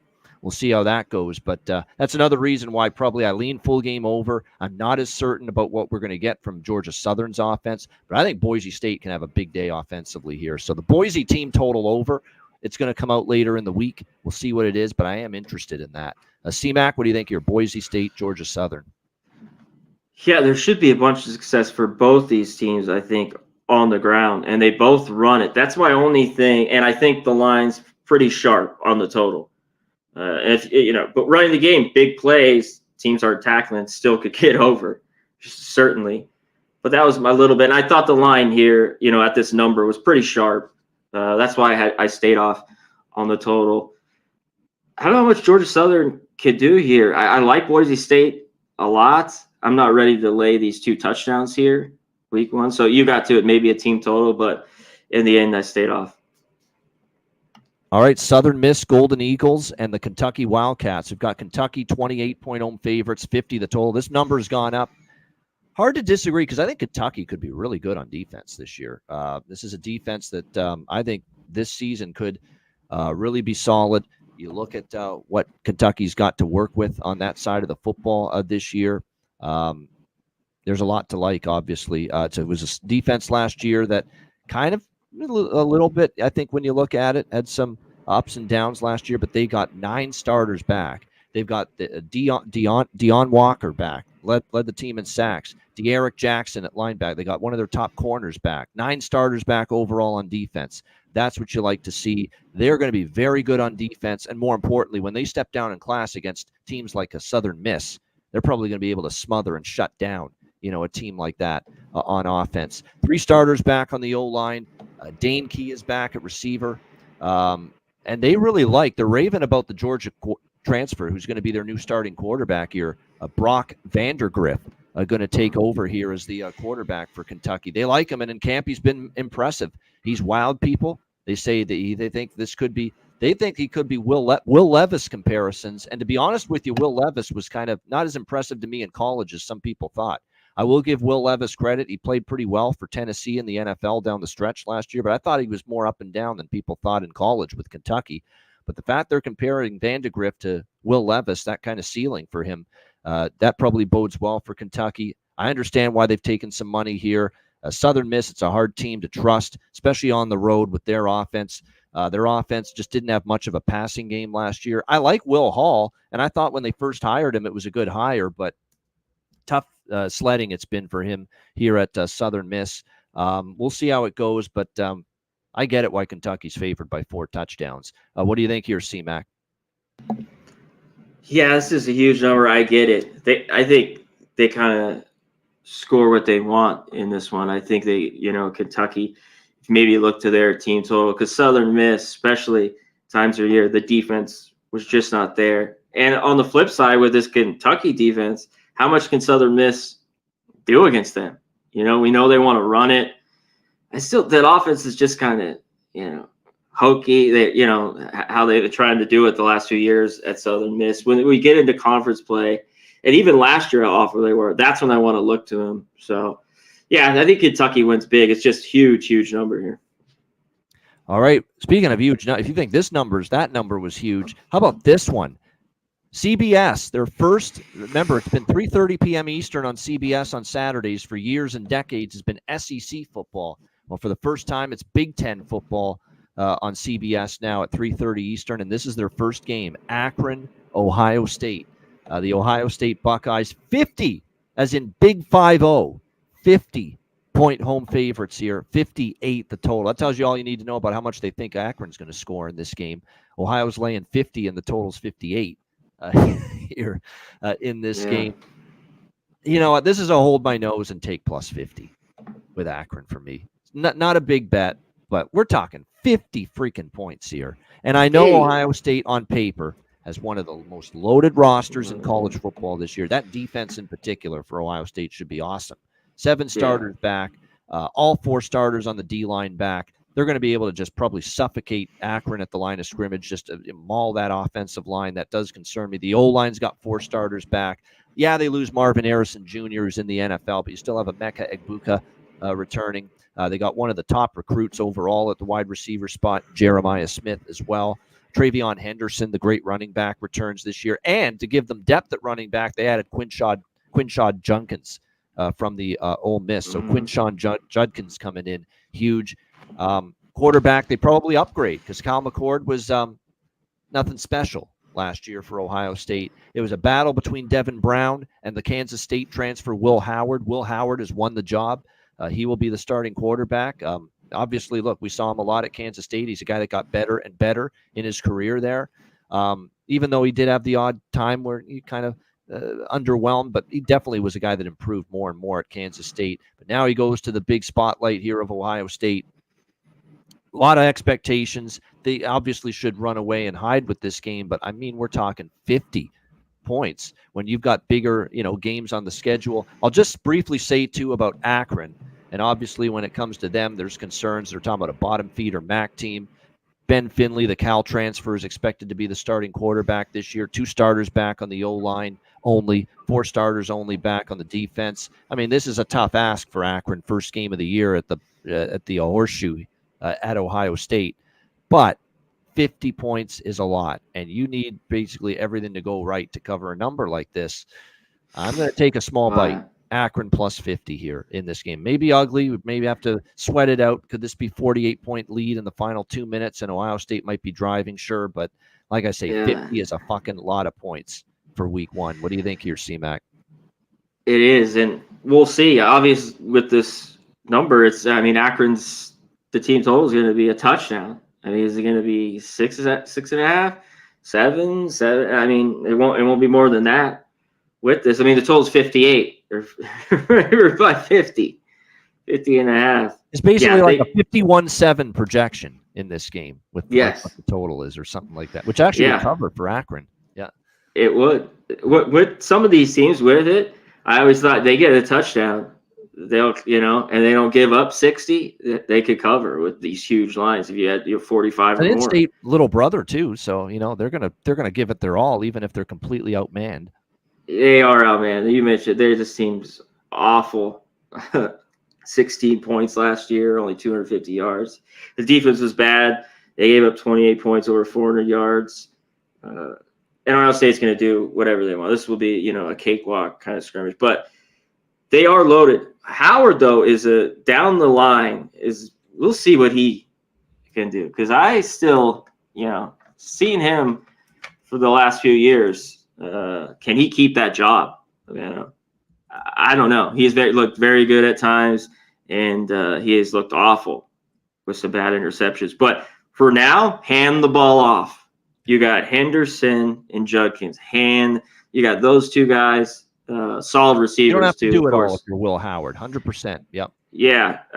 Down the line to win big games, he might, but for to get going, he just has to hand it off. So, yeah, Ohio State wins big. Good luck with the 50. All right. Next up, we've got New Mexico and Arizona. This is an interesting game to handicap, too. One team's played a game already, New Mexico. The other hasn't. But we got Arizona, 30.5-point home favorites, 58 the total. New Mexico impressed me in defeat. Now, I will say they covered because of 2 defensive touchdowns. You take those away, Montana State actually could have still won and covered. But the bottom line is their defense frustrated Montana State for extended stretches of that game. A pretty good Montana State offense. Devon Dampier, their quarterback, I was impressed. I was impressed with his arm. I was impressed with his mobility. I mean, my goodness, you talk about a big step forward at the quarterback spot from New Mexico. Well, granted, it's only one game, but boy, it sure looked better than anything I saw from New Mexico's offense last year when it was dreadful. We'll see if they can compete within 4 touchdowns here against Arizona. Arizona, obviously, very good team last year, but Jed Fish is gone. Brent Brennan, the former San Jose State head coach, takes over. There is a lot of losses on defense. Only 4 starters back from a defense that improved quite a bit last year. I think that defense takes a step back.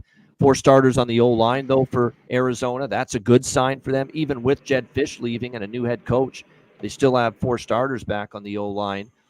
They do lose some at the running back spot, but they hit the portal pretty well. They got that speaking of New Mexico transfers, pretty good running back. Now with Arizona, he'll face his old team here, Ja'Cory Krosky Merritt. They really do like him. So we'll see how he fares. He'll be chomping at the bit facing his old team. And, of course, Noah Fifita, who came on like a freight train at the quarterback spot in his freshman year last year. What incredible numbers. And he didn't even start every game last year. Almost 3,000 passing yards, 25 touchdowns, 6 interceptions. My first thought is I totally agree why the people bet this total up, because I think New Mexico might be undervalued with their totals. Their offense does look better. They showed it last week. Defense is going to struggle a lot more here against Fifita and the caliber of offense Arizona has and 4 linemen back. But at the same point in time, I think Arizona's defense takes a step back, and New Mexico's offense looked better than anything I saw out of them last year in the first game against Montana State. So I agree with the total going up. This could actually be an over here for me. What do you think here, C-Mac, New Mexico, Arizona? Yeah, I do think we get points in this one. New Mexico, you talked about the 2 scores in that game, but they got gashed on the ground. Gave up 350, which was awful. So Arizona's going to do it. Brennan at the controls, they will run the football a lot. He's always wants balance in his offense, going back to San Jose State. Brent Brennan. Yeah, he's there now.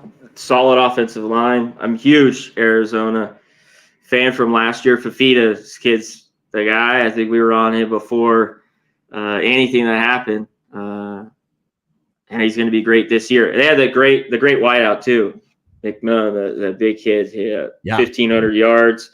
Yep. He's legit, 90 grabs, and he's got a few other weapons. And Arizona, the defense is missing, but I think they'll be all right. I think New Mexico could score here a little bit, though. I think they can get a few touchdowns, and I think Arizona maybe gets their team total. I mean, I see them getting to 40 here, right? Don't you, man? I think they could. High 30s, if not 40. That's kind of where I Montana have Arizona State yep. did, and I know that was late, and they struggled with drives. Look, and the fumbles for that went for scores. But yeah, it seems like they could get there. So even if you don't want to lay this number, look for Arizona team total here. One thing that surprised me, I went back and looked and saw that you would think teams with the game under their belt have an advantage playing a team that hasn't played yet. So you'd think bet New Mexico here. That's not true. It's actually not true. Actually, if you look at it, I think it's 55, 56% ATS long-term in these situations for the team that hasn't played a game yet against a team that has played a game. Let's keep that in mind. Big number, too. New Mexico on the road now, opening day. It's a little different. They were at home here, and even if the number was a little bit shorter, they might be the good look. But, hey, they could still hang around. This is 30s a lot. All right, Wyoming, Arizona State, Little Mountain West. I keep saying Pac-12, but Arizona State is Big 12 now. Arizona State 6.5-point home favorites, 48.5 the total in this game. It's going to look weird, C-Mac, seeing a Wyoming Cowboys football game and no Craig Bowl on the sideline. Been a long time he was there. Did obviously a really good job.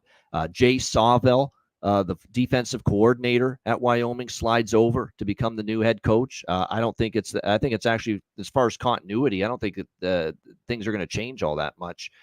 So that's good. Although the one thing they did say is they do want to be a little bit more aggressive, explosive, a little bit offensively. Let's see before we just assume that, because this is a team that's been, run the football, slow pace, play good defense type of team.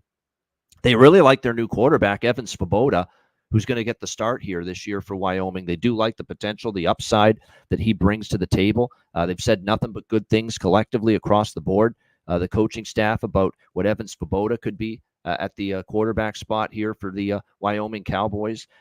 They've got Harrison Whaley returning at running back, pretty solid running back. That's good. 4 starters on the O-line back, a defense that was respectable, 32nd in scoring defense last year, has 7 starters back. That's definitely a good sign. So there's a lot to like here with Wyoming. Kenny Dillingham and Arizona State, a team that last year, kind of came on. They were better down the stretch. They had a terrible start, but they did get a little bit better down the stretch. But there are concerns. Only 1 starter on the O-line back. Top 2 receivers are gone. They do have Cam Scatabo returning at the running back spot, one of the better names there. And a new starting quarterback, Michigan State transfer Sam Levitt, who has won the job here out of fall camp. We'll see how he fares, but comes over from Michigan State. Only 4 starters back on defense. Now, they did get better on defense as the season went on, but still the overall numbers weren't great. And you have 4 starters back. I'm going to take a shot with Wyoming here. I mean, Arizona State, to me, is going to have a tough time in the Big 12. Everyone's projected them to be, second last or last place finish in the Big 12 this year. Wyoming has shown the ability to hang with and compete against teams. We remember the Texas Tech game last year. Now, that was in Laramie. This is on the road, so this is a little different, but I would look at the dog before I look at the favorite here in this game. C-Mac, what do you think? Wyoming, Arizona State. Yeah, I get it. There's just something week one. I don't want to lay the points with Arizona State. They're at home. I think they could win this game. We all know I want to, we look to Wyoming at home. But at times they played well on the road. But, new staff, what do we get here? New quarterback going on here. I think the defense will be all right for Wyoming. And especially as the year goes on, it's usually is good. Sometimes they have some bad early games, maybe against some bigger schools, but I think they'll be okay. I like Arizona State. Now, laying this touchdown, I like the quarterback. You mentioned Scatabo. I think this team could be pretty good, and this is a solid spot. This would be different if it was laying 3 here in this game, something short. But, man, I think this is a little bit too high. And this is one I even wanted to look at maybe a little bit more, because I don't know if I can get there with with Wyoming just because of the question marks early on. These are the ones that I love to watch as you're just trying to see how everything's going with the offense, who's back with the new coach, how they're running things. So I'll definitely be interested in this one. Talk about a game we'll be interested in. Yeah, we're interested in every game, but this one is fascinating. You talk about hot seat central for both of these head coaches. It's the Miami Hurricanes and the Florida Gators. We've got Miami 2.5-point road favorites, 54 the total. It's hot seat central for Mario Cristobal. They expect, winning conference championships, being in the playoff, competing at that kind of level at Miami. And obviously the Florida Gators, they have really yet to realize and get back to the level they were at with Urban Meyer and Tim Tebow, 15, 17, 18 years ago. So when you look at this Florida team and Miami, both of them, this is a high-stakes, pressurized game to begin your 2024 season. And you wonder if things go off the rails for the team that loses this game. That's how important it is. Look, as far as recruiting and the transfer portal, very few teams did better than Miami. The talent is irrefutable, undisputed, the talent they have on both sides of the football. Cam Ward, transfer quarterback from Washington State, great numbers last year. He takes over. Mark Fletcher at running back. They've got Jacoby George and some good transfers they added at receiver. Solid, tons of experience back on the offensive line. A defense that was solid last year for the Miami Hurricanes. They had 5 very high-quality transfers from good that have experience, that are good players, and that defense should be pretty solid again this year. There's no issues with Mario Cristobal recruiting-wise. There's issues with Mario Cristobal coaching-wise, adjustments, in-game management, and all you have to do is look at the absolute disgrace we saw from him with the Georgia Tech game last year, forgetting that he could have just taken a knee to run out the clock, and next thing you know, they're running a play when they didn't have to, fumble, and Georgia Tech recovers, and the next thing you know, they go down the field, they win the game. Unbelievable mistake. Unacceptable mistake. That's how bad he is as an in-game coach. But he recruits like crazy. He's done it again at Miami, but somehow, some way, he fucks it up. And he did this at Oregon, too.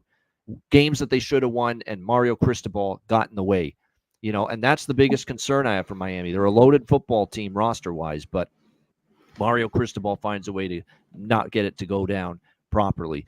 Florida, meanwhile, Billy Napier, another guy on the hot seat. This is a big game for him and his program. Graham Mertz returns at quarterback. I'll be honest, Graham Mertz was okay last year. I remember I said when he took over at Florida last year, are they nuts? You're going to make this guy the quarterback who was not very good at all at Wisconsin. But I'll give Napier and the Florida offensive coaching staff credit because he definitely played better than I expected him to. But he's going to have to play even better this year as well to continue to build and improve his offense going into this season. That's definitely going to be something to keep an eye on as far as Florida is concerned. You look at their team, Montrell Jr. at running back, Eugene Wilson, the third back at running back. Only 2 starters on the O-line, a bit concerning for their offense. 6 starters back on defense, 30 points per game allowed by that defense last year. That's going to have to improve. I'll tell you that as far as where this number is, there's been some money on Florida. Miami's definitely more talented. Can I lay points with them on the road, though? I don't think I want to. And I don't think I want to take Florida. This is right up there with the Georgia State game for me. I want no part of a side. I don't like either team. I'd rather bet against both of these teams. But it is a hell of an entertaining, intriguing game to watch Saturday between the Hurricanes and Gators. You could argue that the loser of this game, Cristobal for Miami or Napier for Florida, they're one step, big, gigantic step, C-Mac closer to getting their ass sent out the door and fired. So that's how big this game is here to start the season. Miami, Florida. C-Mac, what do you think? Yeah, big game here. One of the biggest Saturday. I've heard it, though. It seems like with Miami, even the last few years, like this year is the year. Like it's like, come on. And they start 4-0. Exactly. 5-0. Yeah. And it goes downhill. I love Cam Ward. Hopefully, can do some really, really good quarterback. that they have here. They have great weapons, the wide receivers that they have in this one. And that defense at times throughout, especially last year, I thought in situations is super athletic and elite. Now, broken stuff down and big plays, but some of the games last year, I think this defense is pretty good. Both teams got, ton of quickness and speed. Florida on the other side, the offensive line is a little bit of a problem for them. They need to run the ball. Graham Mertz, he's the guy we talked to Haynes King, like the classic college football. It's been around for forever. Take care of the football, and you could do really, really good things. What do we get from this Florida defense? That's in the, they are at home. At times they got gashed on the ground. They just had some real stinkers last year. Kentucky had like 300 yards, I remember, against them. Yep. On the road, I can't take Miami. I would dare them to win. Like if this touches 3, I would look Florida. We know how well they play at home. You want them in the swamp here, even though I know it's a short, not a crazy trip, just up north for Miami. But I think this game's tight. If it's tight, I want the points. I don't see Miami blowing them out. That would be a really, really big statement if they did. And we know Florida's down. We talked about it. I think this team wins 5 or 6 games. That's what I thought, even when we talked about it last week. So this would be a big win for 2 coaches, that are on the hot seat, Napier and Cristobal.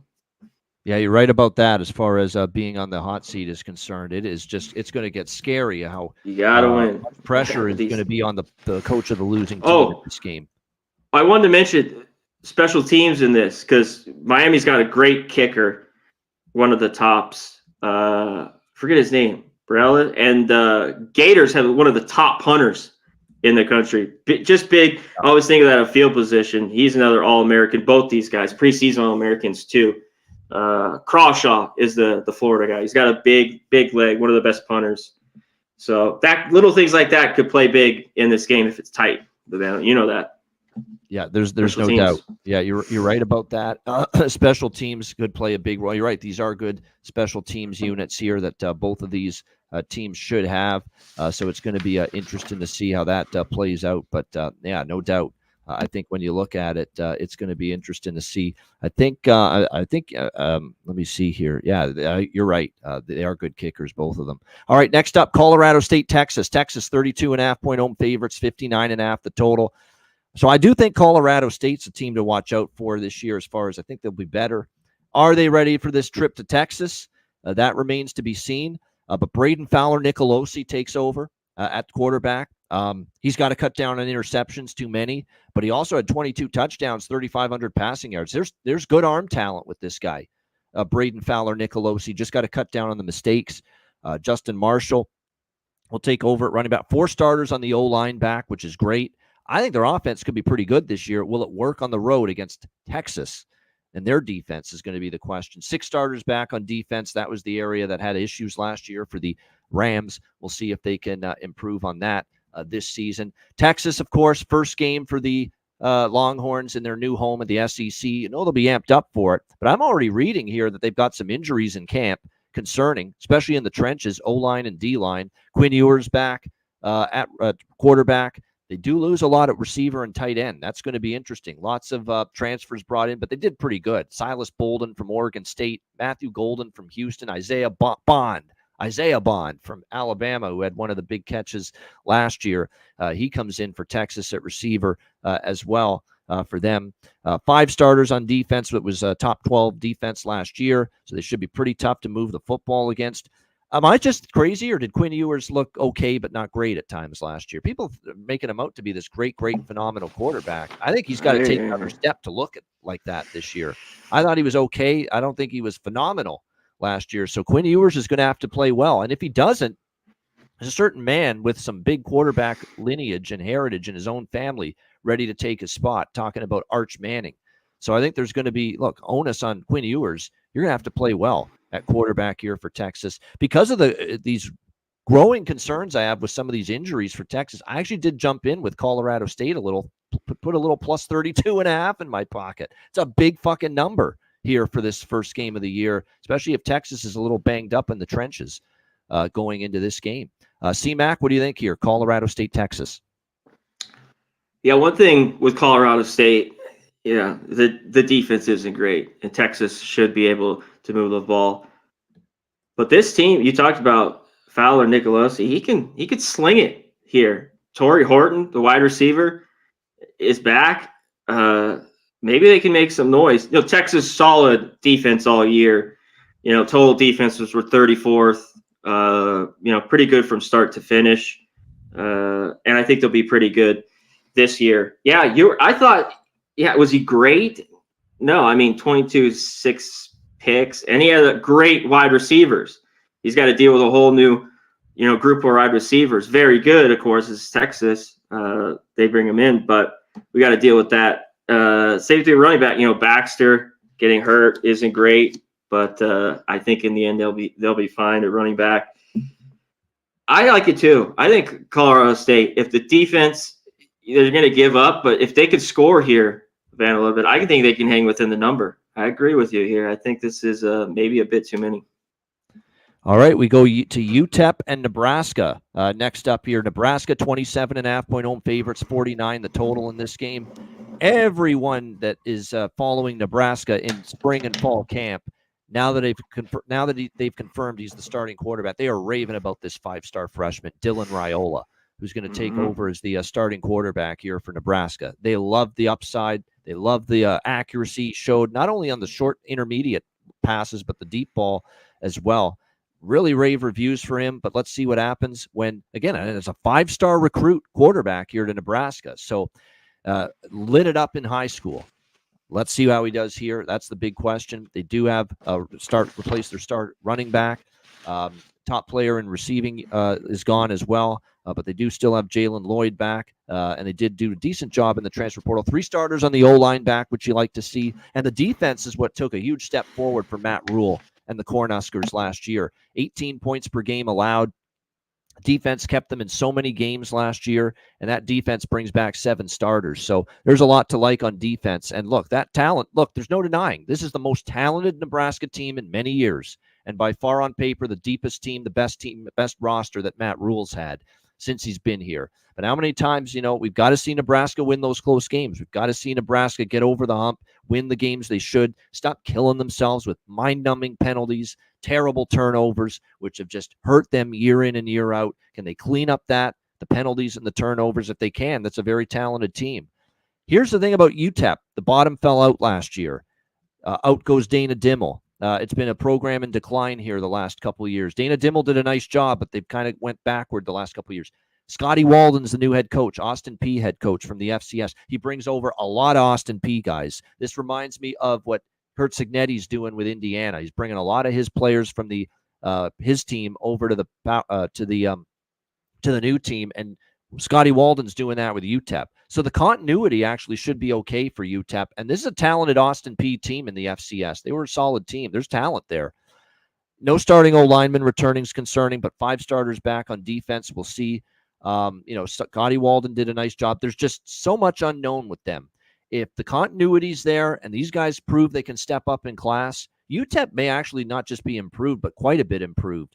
But, if these Austin Peay transfers under Scotty Walden struggle, and with some of the opponents on their schedule, especially a game like this against a Big Ten team, then there could be some rough waters. It's a high variance, very unpredictable team, UTEP, based on all the changes. Bottom line is I'm not ready in week 1 to lay 27.5 with Nebraska here, even with the rave reviews for their freshman QB. What do you think here, Connor? UTEP, Nebraska. Yeah, it's tough, with Walden and everything that I was just looking up and wanted to double check it was the quarterback. It's going to be McConnell or Locklear, and he still is. We're waiting on it from what I see. We might get it here in the next few days. I think it'll be Cade McConnell, and he got a boatload of think so last year there. Yep. But yeah, he says he's going to make, so we'll see. He did, but man, both those guys, 53% completions. I think 9 touchdowns, 7 interceptions. Yeah, not great. It won't be good. You know, the best thing that you hit on it for Nebraska last year down the stretch was that defense. It's like, get back to the black shirts, like, back in the day, the 80s and 90s, this Nebraska team, and it starts there, especially with this team in the trenches. I don't know about the hype with the quarterback, right? Everyone, I got to see it, for a great Nebraska quarterback. Yeah, it's been a long time, Is he just going to go out and sling it around? How great would the offense be? Coming straight out of high school, too. Let's not forget that, right? Yeah. I don't want anything here. I think Nebraska wins. Maybe this is a big game where they blow them out, because I just don't know. There's so much turnaround with UTEP. I can't look their way. So this is one I'm off. All right, UNLV and Houston. Houston 1.5-point home favorites, 54.5 the total. Money's poured in on UNLV most of the summer, and it's a rebuilding Houston team. I don't deny that. Dana Holgerson left this team in a complete and utter disaster and shambles. And now Willie Fritz, who's another great hire, he's going to turn it around. Make no mistake about it. Look what he did at Tulane. Amazing coaching job by Willie Fritz at Tulane. But it might take time. It might, for as great a coach as he is. Donovan Smith is going to be the quarterback, it looks like, again for Houston this year. Kind of up and down he was last year. I think they bring in Zion Chris, transfer from I think it was Lafayette or one of the Louisiana schools, to back him up. No, actually, I think he might have been with I think it was with Arkansas State. No, it was UL Lafayette. So I was right initially. He backs up Donovan Smith. So they do have some decent depth there. Parker Jennings returns at running back. One starter on the O-line only back. That's a bit concerning. But again, the offense was disappointing last year. The defense was horrid last year. Only 2 starters back. They gave up 31.5 points per game. It's not an easy game. UNLV, Barry Odom, one of the coaching jobs of the year last year. Not only to get forget bowling. I mean, you're in contention to win the conference. That's an unbelievable job by Barry Odom to have It's been a long time since UNLV had a season like that last year. There's no question. There was a quarterback battle going on at UNLV. Matthew Sluka and Malik Williams for the quarterback spot. I believe it's going to go to Sluka from the looks of things last I checked as far as the starting job. You've got 3 starters back on the O-line. Defense wasn't great, but it's definitely better than it has been previously for UNLV. And they do have 6 starters back and their leading tackler, which helps. Their schedule's manageable at times this year. This is a winnable game for UNLV. And because, look, second year with Odom, more continuity. I think Fritz is a great hire, but is it going to be great right away, year one, game one? That's a big question mark. I get why UNLV's taking money. They probably win this game, but there's something about betting against this kind of a coach like Willie Fritz. I can't get behind it. I just can't. UNLV has every opportunity to win this game, and they're probably in a better position to be good now than Houston. But I don't know. Well, I'm such a big Willie Fritz guy, Connor Mack. I can't take UNLV. So what do you think here? Rebels, Cougars. This could be good. This would be a big win for UNLV. I still have the question marks, though, a little bit with the quarterback, and how this early on, maybe in this game, and this game maybe to bet live, and a lot of these where we're seeing these quarterbacks and what's going to go on and shake out, where week ones you don't need to go out and put a bunch of money and a bunch of bets, maybe see some stuff before it happens. But other than that, the defense, UNLV, returned 7 starters. That was good. Bend but don't break. There, though, the turnovers. This was UNLV, but man, 4th in the country, 27 last year. I don't know. That regresses and goes the other way the next year. Yes. Yep. That is key. And that was a big part, because they still gave up, plenty of yards and stuff, but that really helped out. But I think the defense is still solid. But they could get into a few shootouts. Thomas, the running back's really good. He had 12 touchdowns back, and of course Ricky White, the receiver. He could be one of the top, in the country for the Rebels. So the offense, I think, will be good. Houston, we got Donovan Smith. I know we're going to kind of get out of him. I think he's going to be fine, move the ball. But what are we going to get back with this whole retooled, Houston team from the shambles? Like, here in week 1, I don't know. I think they'll run the ball heavy. Houston will, and I still don't love their defense, at all. So UNLV should have some success.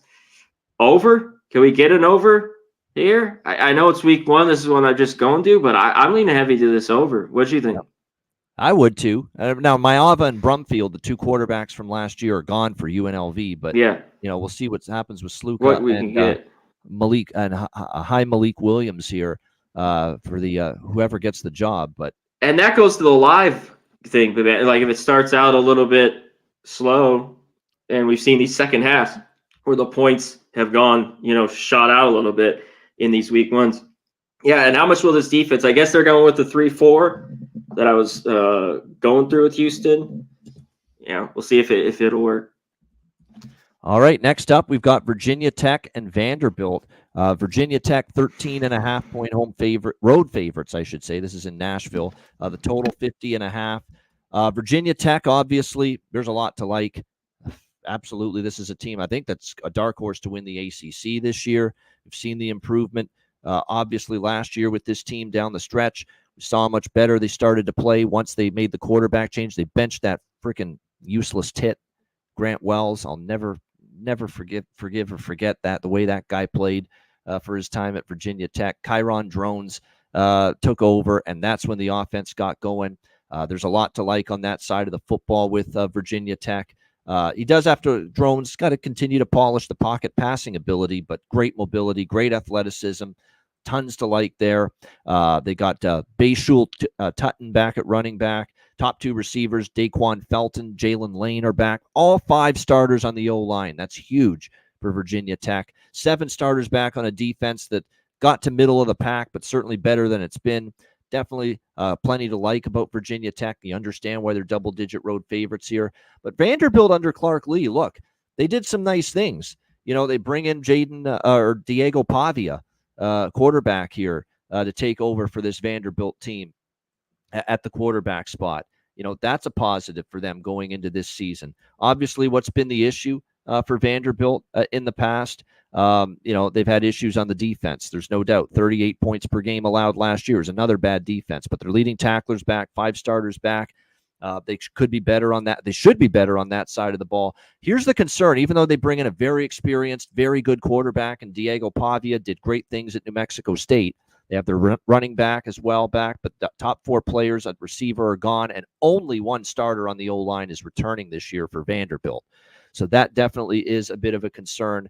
Virginia Tech's defense is better. They're going to be run heavy. Vanderbilt is a team that I think defensively should be better, and they have a new OC, and they're going to play a lot like New Mexico State did last year, where it's going to be run heavy for Vanderbilt. It's going to be run heavy. It's going to be take time off the clock, not an up-tempo offense. I think that all those factors are the reason, Connor, why the under has taken a lot of money here in this game. What do you think here, Virginia Tech, Vandy? Yeah, I just don't know about the Vandy defense. This defense is dead last. They're going to play a lot slower, and they're run heavy on offense, but what about that defense? Yep. Exactly. This one, though, as much as I like Virginia Tech, you were in on it since when Drones came in, the defense got better, and everyone they're bringing back, the offensive line, everyone on offense. Yep. And I think this football team will be good. This is a little bit dangerous, laying 2 touchdowns, basically, here at Vandy. Home opener, crowd will be crazy, even how bad Vandy is. There's a few pieces, from that defense, it's tough to point out some good things. Their linebackers were all right. And how much can this offense move the ball? It's big to see what Pavia can do here with Vandy. If he can kind of change this around and at home. So this is tough. As much as I like Virginia Tech, I'm not going to lay 2 touchdowns with them here week 1. Are you? No, I'm not. But I prefer Virginia Tech than Vandy. But I don't know if I get it. that many. Yeah, I I respect want the to hell see out it of a little Bobby bit. too. I really like him as a quarterback. That's enough right there to keep me off Virginia Tech here. No doubt. All right, Sam Houston State and Rice next up. This is a good battle. This is a nice little group of 5 game. People might be sleeping on it. I think it's going to be pretty good. It's a nice little Texas in-state battle here as well, no question. We've got Rice 10-point home favorites, 49 the total. I'm definitely leaning Bearcats here. Sam Houston State, a good underdog down the stretch. I was on them a bit. I'm on their win total over. It's one of my favorite win totals. Casey Keeler's a great head coach. He's had a great program here for a long time. That team couldn't move the football first half of the year, and then they finally got the offense going, and they almost beat Liberty second half of the year. Jace Bauer, the quarterback, I think should be an upgrade from what we saw last year from the quarterback position. More consistency. They've got weapons. That defense was pretty good last year. They actually, it's funny, they started out the year all defense, no offense. It kind of went the other way. They started scoring, and the defense didn't play nearly as well second half of the year. But no, I like what I see here from Sam Houston State, and I like Rice. Rice is a bet on team for me too, but just based on where this number is, Sam Houston State was pretty good in the underdog role last year. And I like a lot of what Rice is bringing back. And E.J. Warner transfers over from Temple. That'll help them at the quarterback spot. Dean Connors, a great running back, good weapons, solid O-line, pretty solid, improved on defense last year. They're rightful favorites in this game, but I think people are a little underestimating how much better I think Sam Houston State could be. I know they're in the weaker Conference USA, but they were at Money in the Bank for me second half of last year in the underdog role, and certainly getting 10 or more. I'd be leaning to Sam Houston here in this one. What do you think, C-Mac? Sam Houston State, Rice. I like what Rice is doing, but we'll see here week 1. This is classic, Ben, when you do this team laying double digits like this with Rice. We want to catch them for the most part, catching points, and just be leery of a bad defense, that maybe is taking some strides that isn't great laying this number. Because I'm with you here. I think Sam Houston might have a little bit of the better defense. It's not crazy, but this should be a good football game. I'd be impressed. I mean, Rice is at home, and maybe they could score some points. But I think Sam Houston, could run the ball.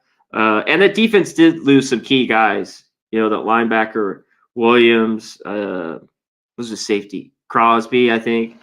But I still think they can hang around in this game, and I definitely agree with you here. I took the 10. All right, we're coming down to the home stretch here. Only a handful of games left. UCLA and Hawaii. We've got UCLA 14-point road favorites, 55.5 the total. Look, this number's gone back up. This went from 17, and it actually got as low as, I think, 12.5, 13. And now there's been some UCLA money the last 48 hours because people are reacting to what Hawaii looked like on Saturday night, late night against Delaware State. One of the worst teams in FCS football last year, Delaware State. Crazy. And Hawaii was up by 7 at halftime against them as a 40-point favorite. People weren't impressed with Hawaii in that game, and I get it. They didn't. I think it was tied at half. Yeah. No, it was tied. Was it? it? Third quarter. Okay. Yeah. Oh, that's when they did. And then, of course, they didn't score again after that touchdown, Delaware State. I'm giving Hawaii a bit of a pass. Okay, like it was miserable conditions. It was like a tropical storm hitting the island there, and it was windy as fuck, and it was raining the whole night. Am I concerned? I thought Braden Shager in the offense would look a lot better. Yes, of course. It's a little bit concerning. They had to struggle as much as they did to move the ball against Delaware State, one of the worst teams in FCS. But I'm not overreacting. And to me, there's too many concerns for me with UCLA to lay 14 with them on the island here. This is CBS, by the way, Saturday night. Not CBS Sports Network. CBS, like the main CBS, has this game on Saturday night. So there's a big opportunity here for Hawaii to get on big-time national television. To me, they could have just been looking ahead to this game, too. They knew they were going to beat Delaware State and maybe slop. And look, they were dropping passes, penalties. It was just a lackluster effort. I'm going to believe in Hawaii being a lot cleaner, sharper, crisper with their execution. I still like their offense quite a bit, the run and shoot. I think the defense has improved this year. And this is going to be put to the test here against UCLA. But I don't know, Deshaun Foster, He's got no experience as a coach. Let's see how that goes. I'm not the biggest fan of Ethan Garbers necessarily for UCLA becoming the full-time number one quarterback. They do have 4 starters back on the O-line, but only 4 starters on the defense, which was the strength of the team last year. I think they're going to take a big step back on that side of the ball. It's not easy to make this trip to Hawaii. Hawaii's going to be amped for this game. Like I said, CBS with a big-time Power 5 team, Power 4 team coming in. I'm still going to side with Hawaii in spite of my concerns of how they looked on Saturday. What do you think here, CMAC? UCLA, Hawaii. Yeah, are we good? Okay. Yep, you got it. Yeah, that was maybe they were like half asleep a little bit because I was going through a little bit. Delaware State did get 260 in total offensive yards, which is like when you talked about from last year. I mean, that's why that spread was that big. Yeah. Man, this team was losing to the teams they play against by 35. You know what I mean? By 4 touchdowns consistently. And it kind of, the second half, somebody woke up a little bit. Hawaii was very sloppy early on. Hawaii on the island as a dog is always interesting to me. I'm look at it. Flags fly, wind blows. And that could happen. And I just don't know if UCLA, I think, are they going there and win? Yeah, I got to see more of them. That defense was so good against the run last year. Second in all. They gave up 80 yards a game on the ground. We're very, very good. And, only a few pieces back. We'll see how good the defense is. But you mentioned running back Steele should be good. We'll see what Moore can do. I got to see more of this UCLA team. You know what I mean? So I'm not going to back them there. In Hawaii, I thought they'd start slinging it, moving around more this year. Urbano, I think you even said it too. But last year, they didn't score enough.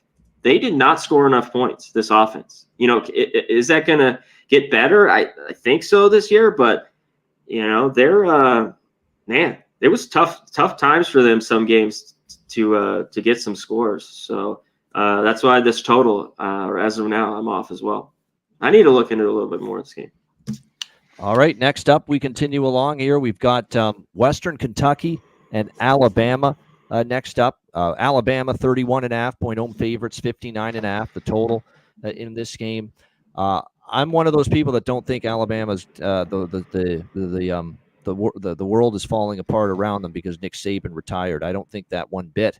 I think Kalen DeBoer will be fine. He brought tons of talent with him. He's got, obviously, to work with Jalen Milroe, a very experienced quarterback. I think that offense for Alabama is going to be fine, especially when you factor in the opponent here for this particular season opener. They should be able to have a boatload of success moving the football here in this one. They still again, they've got still weapons at receiver going into this season, including Kobe Prentice. 3 starters only back on defense, so there's going to be a little bit of a drop-off there. But I'm telling you what, we've seen Kalen DeBoer just craft a very good offense. I think that defense early in the season might struggle a bit. We'll see if it happens here against Western Kentucky. You look at the Hilltoppers, obviously Tyson Helton been here for a long time. I got to admit, they did a nice job bringing in a guy that was very good last year at Texas State to be their starting quarterback, and it's TJ Finley. He was named starting quarterback, but apparently they're going to split reps with Caden Veltkamp, the other quarterback that was battling Finley in camp for Western Kentucky. So it sounds like both quarterbacks are going to get an opportunity to play in this game. My first thought was over as far as this total goes. Alabama's going to throw the ball a lot more. That's always what you get in the Kalen DeBoer offense. I think Jalen Milroe progressed enough as a passer, and Kalen DeBoer is going to work enough with him this season to make him a better passer. I think this offense should click. It's not like Western Kentucky's a defense that we capably trust them to step up in class and stop Alabama. But I think Western Kentucky might be able to score a few points themselves as well against an Alabama defense that, again, doesn't bring a whole lot back. Could be retooling a little bit on that side of the ball, where the offense could be a little bit ahead of the defense for the Crimson Tide. So I like this over 59.5. Nothing for me on the side. I'm high on Alabama, so I don't want to bet against them. What do you think here, C-Mac? Yeah, I like Bama. I think, and in these games, will they get a big lead maybe and pump the brakes? Kind of, because you could actually split Alabama it with the first half total, first half over if you're concerned about that. Yep. Yeah, and I think I like Bama here a little bit, like maybe first half, or go with the team total. How do they not get to the mid 40s here? Yeah. Like for sure, this Kentucky defense, Western Kentucky was awful. They gave up 30 points, 420 yards. Bama should do whatever they want here in a row. You know what's too? The defense, they don't have a ton of players, but they just reload. They have Keenan. They have the running back. I mean the linebacker. What is it? Lawson at least is back. Yeah, they Lawson. And Alabama, their offense is a little bit, as the defense needs a few plugins here, but they got the offensive line is stacked here for Bama. Loaded with All-Americans, their center and guard. And I think they'll have enough. And this should be a game where, they score plenty. So I'll be on Bama some way here, maybe first half or the team total. Yeah, there's only 3 starters back for Western Kentucky, and that defense gave up almost 30 points per game last year. This should be a game where Kalen DeBoer and Alabama, let's have a great coronation of this new head coach. Jalen Milroe, I thought, took huge strides forward, throwing the football second half of last year. And now he works with a guy that's just immaculate working with quarterbacks, Kalen DeBoer. Yeah. And, you mentioned Finley, Mike. It's like, I think he should be the guy. That guy, one thing, he can throw it around. Yeah. He was great throw at some Texas, picks, but really good last year. Yep. Yeah. Yep. It'll be a little bit different, obviously, it seems like, but maybe they could get some points as well.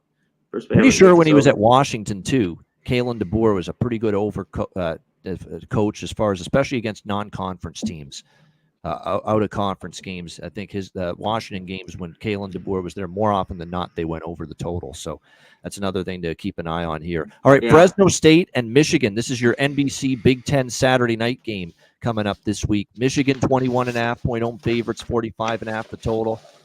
I don't know. Are they going to be ready to play their best? They're going to get the fucking national championship banner, and they're going to get their rings before the game Saturday night at the Big House, their season opener.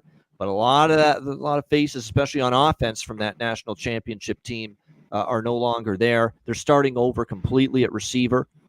Pretty much every productive receiver from last year, for the most part, is gone from the wide receiver group, to the point where the most experienced guy is actually their tight end, Colston Loveland.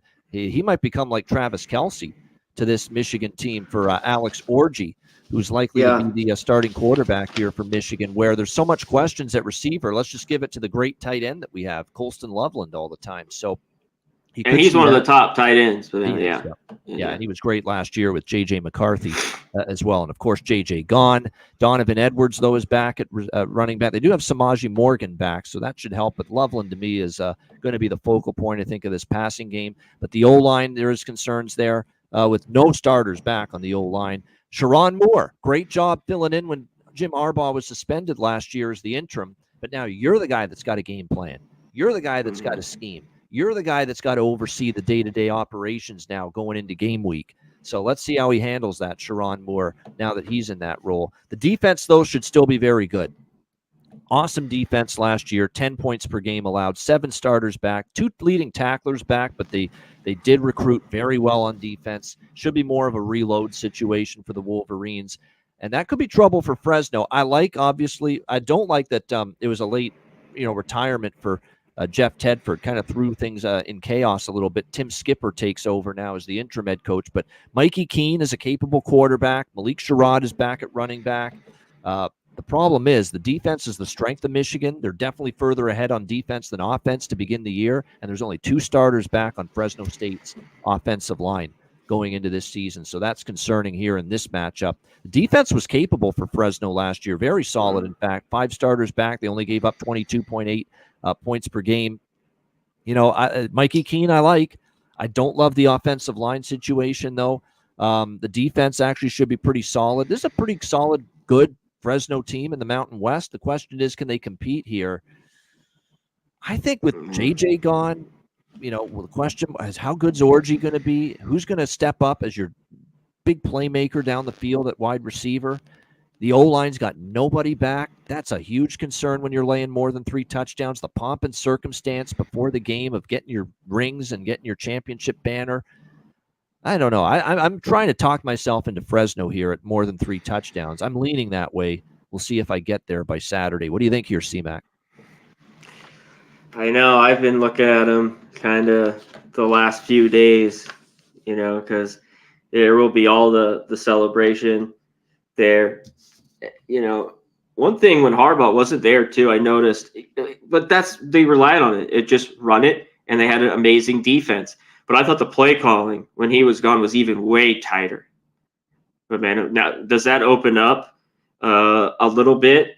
Now that he's the head guy, I don't know. So there's a lot of questions. All the money here is on Michigan, in this game. At least here till Monday, the line really hasn't moved. Mikey, one thing he showed me a little bit more about is his arm and throwing it.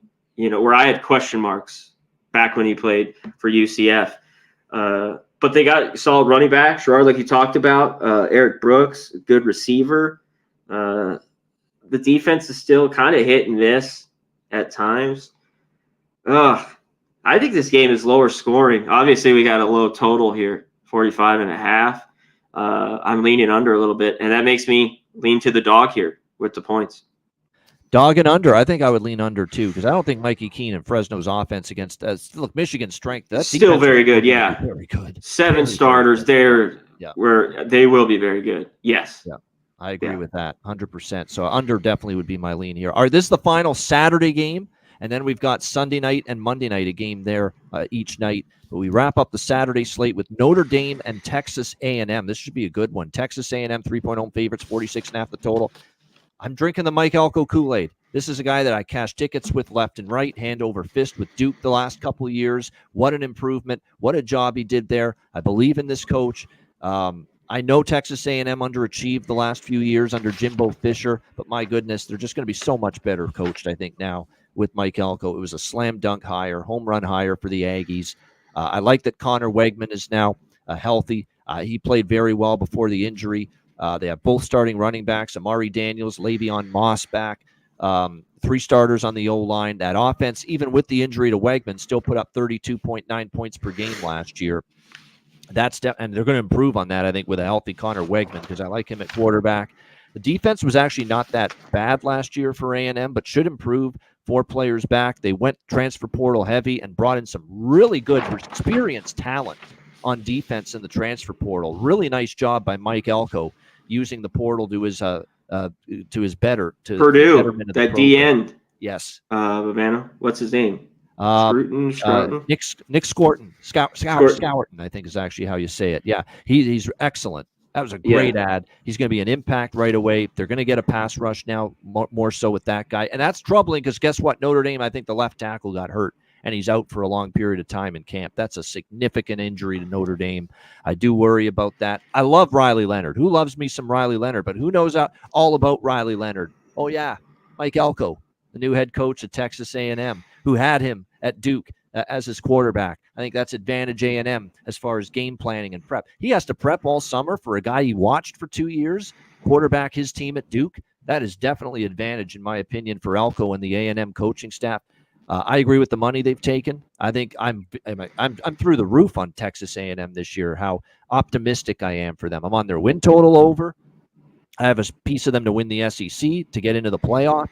That is how much I think of A&M having a rebound season, because this coach just is flat out, he's the shit, as they say, and I mean that in a good way with what he did at Duke. I think A&M's the side. As long as it doesn't go above 3, I think A&M gets it done here at College Station. What do you think here, C-Mac? Notre Dame, Texas A&M. Saturday night on ABC.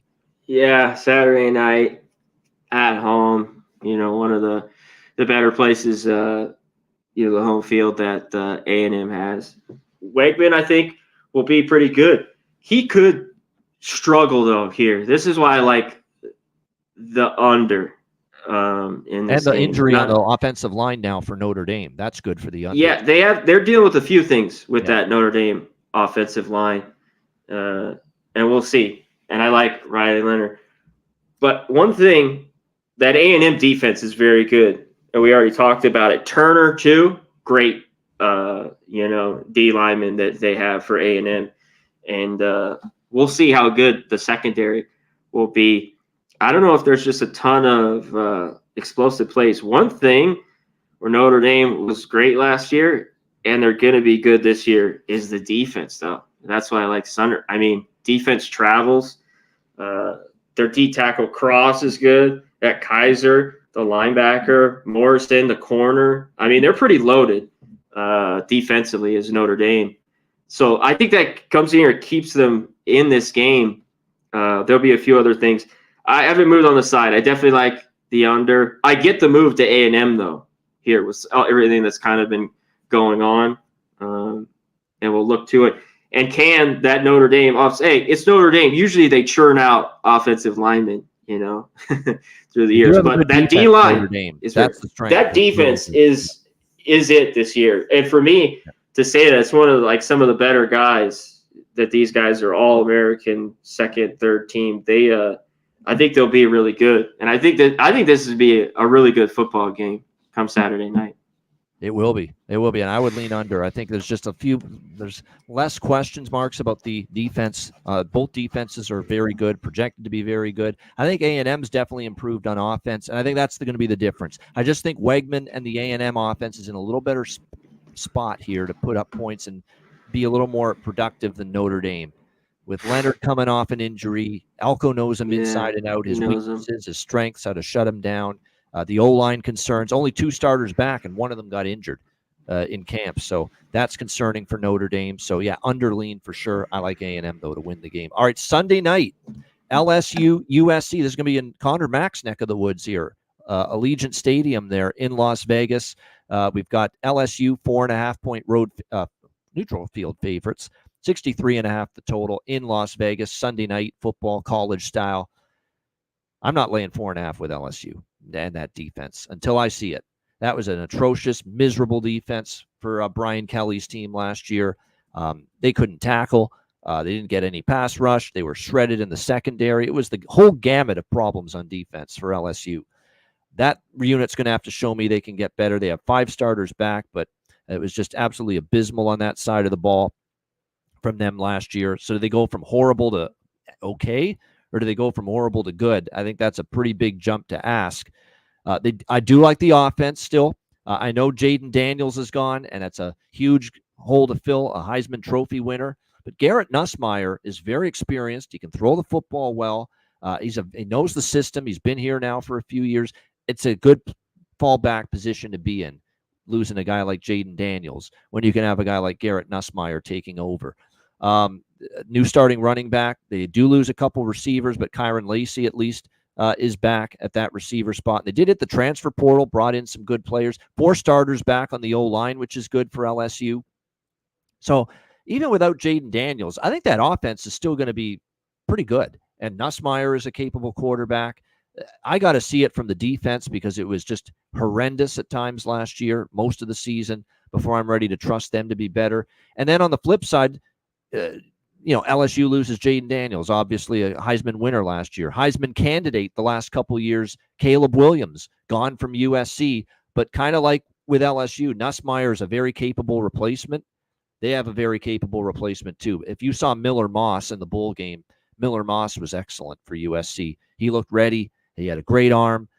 They like the way he's played in camp. And this is, again, a defense that couldn't stop anybody most of the season last year, LSU. I think they're going to be in for a challenge year from Miller Moss and this USC offense. We know Lincoln Riley, year in and year out, his strength is the offensive side of the football, without a doubt.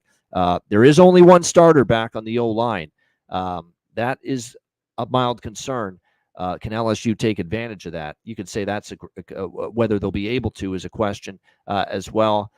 Deuce Robinson back at receiver to give them a big weapon too for Miller Moss in the passing game. Defense again for USC, just like with LSU, was the problem. 34 points per game allowed. They've got a bunch of new faces and transfers coming in. Who the hell knows if they're going to find that continuity and rhythm right away when you got so many transfers, C-Mac, and so many new faces on defense this early in the season. for defense that wasn't very good last year. I guess if I had to look at a side, though, I would still lean a little to USC. I'm just not ready to lay more than a field goal on a neutral field with LSU's defense until I see something better than what I saw last year. That being said, I think their offense can move the ball. I do like the offense still, but Nussmeier's going to be capable. May not run and move in the pocket like Daniels. Of course he doesn't, but I think he can throw the ball still. USC's defense, again, I'm going to have to see improvement from them before I believe it. And I think Miller Moss and the Trojans can move the ball still against the Tigers. So more than a side, I like this over. Indoors, no weather issues. Over 63.5 for me. I'm going to have to see the defenses improve on both sides before I'm convinced. So I'm going over this total. C-Mac, what do you think? Yeah, I mean, how do you not after kind of last year? And obviously, Daniels, Williams, it's, two huge quarterbacks now gone. But both these defenses were horrible. And they still have, solid quarterbacks. He went through. That's why he's played, enough there, and Miller Moss, I think, will be all right. And I think there's enough weapons for both these teams. Unless there's some, these guys are new to it, and first game of the year, or is the defense a little bit fresh and better? I don't know. I'm not running to the under here. And I agree with you, because both these teams just cashed overs for us all year long. That was one thing. They just SC's overs, and LSU went, I don't know what, 11-1, or whatever it was. That was just a pencil in. So that would be my lean, too, unless we see a difference at all. New season, obviously, and new stuff going on. But LSU, very talented. No way. Here, 4.5. And I don't like SC. And finally, it's been a long time. SC at home, well, in Vegas, not far. It will be packed with Trojan fans. Plus 4.5. Yeah, I'm on them here. All this money, too. All the love for LSU. And I don't know how great SC will be, but I think the points here will be handy. So, look, USC is changing defensive coordinators again. They had to, because it was atrocious last year. They lost so many. Caleb Williams did everything in his power, and the defense just lost them so many games last year. I don't know if I'm on board with the hire, though. The new defensive coordinator is D'Anton Lynn here for USC. He's a guy that was UCLA's. Actually, I'll give him credit. He actually did a good job with UCLA last year. That was a good defense. But will it work here at USC? He's the son of Anthony Lynn. And when I see someone that's the son of that guy as the head coach, I'm like, how good of a coach can you be? I mean, to say that Anthony Lynn left a lot to be desired when he coached the Chargers a few years ago is an understatement. And now his son is the DC here at USC. Ooh. I don't know. That's the kind of family connection and lineage. I don't know if I like it too much when it's all said and done. So we'll have to wait and see on both of these defenses. Like, I'm waiting and seeing before I'm ready to say they're going to be a lot better than they were last year. All right, Boston College and Florida State. Final game. This is the Monday night Labor Day game in college football. Florida State trying to lick their wounds after a loss as double-digit favorites in Ireland against Georgia Tech last week. Florida State 17-point favorites back home at Tallahassee, Doak Campbell Stadium, 50 the total.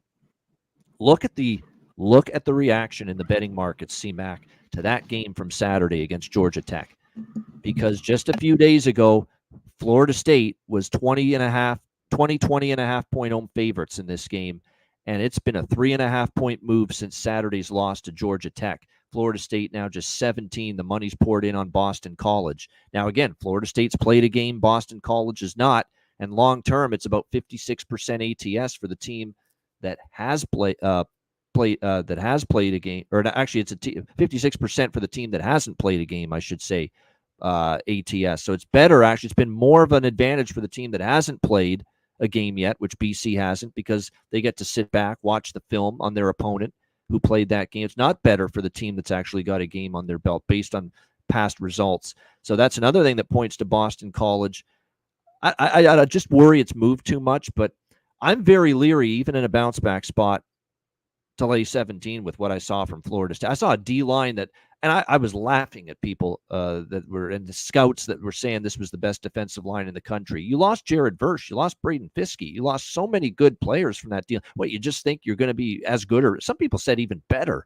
I'm like, my gosh, you act like you lost nobody last year on that D-line. And that D-line got pushed around. Georgia Tech just completely bullied, quite honestly, for extended portions of that game, the Florida State defensive line. That's concerning. The run game was spotty. DJ Uiagalelei, up and down with his passing game throughout that game for Florida State. So I think it's just there's a lot of concerns here coming out of that game. What do you get from Boston College? What is your opinion of Boston College is probably going to determine it. I don't love the hire of Bill O'Brien as the head coach. I'm not the biggest Bill O'Brien fan.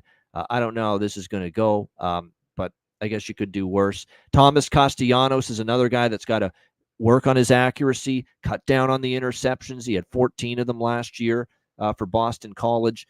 He's going to have to improve on that if he's going to take another step forward as a passing quarterback this year for the Eagles. They bring back Kai Robichaux at running back, Lewis Bond, top receiver back.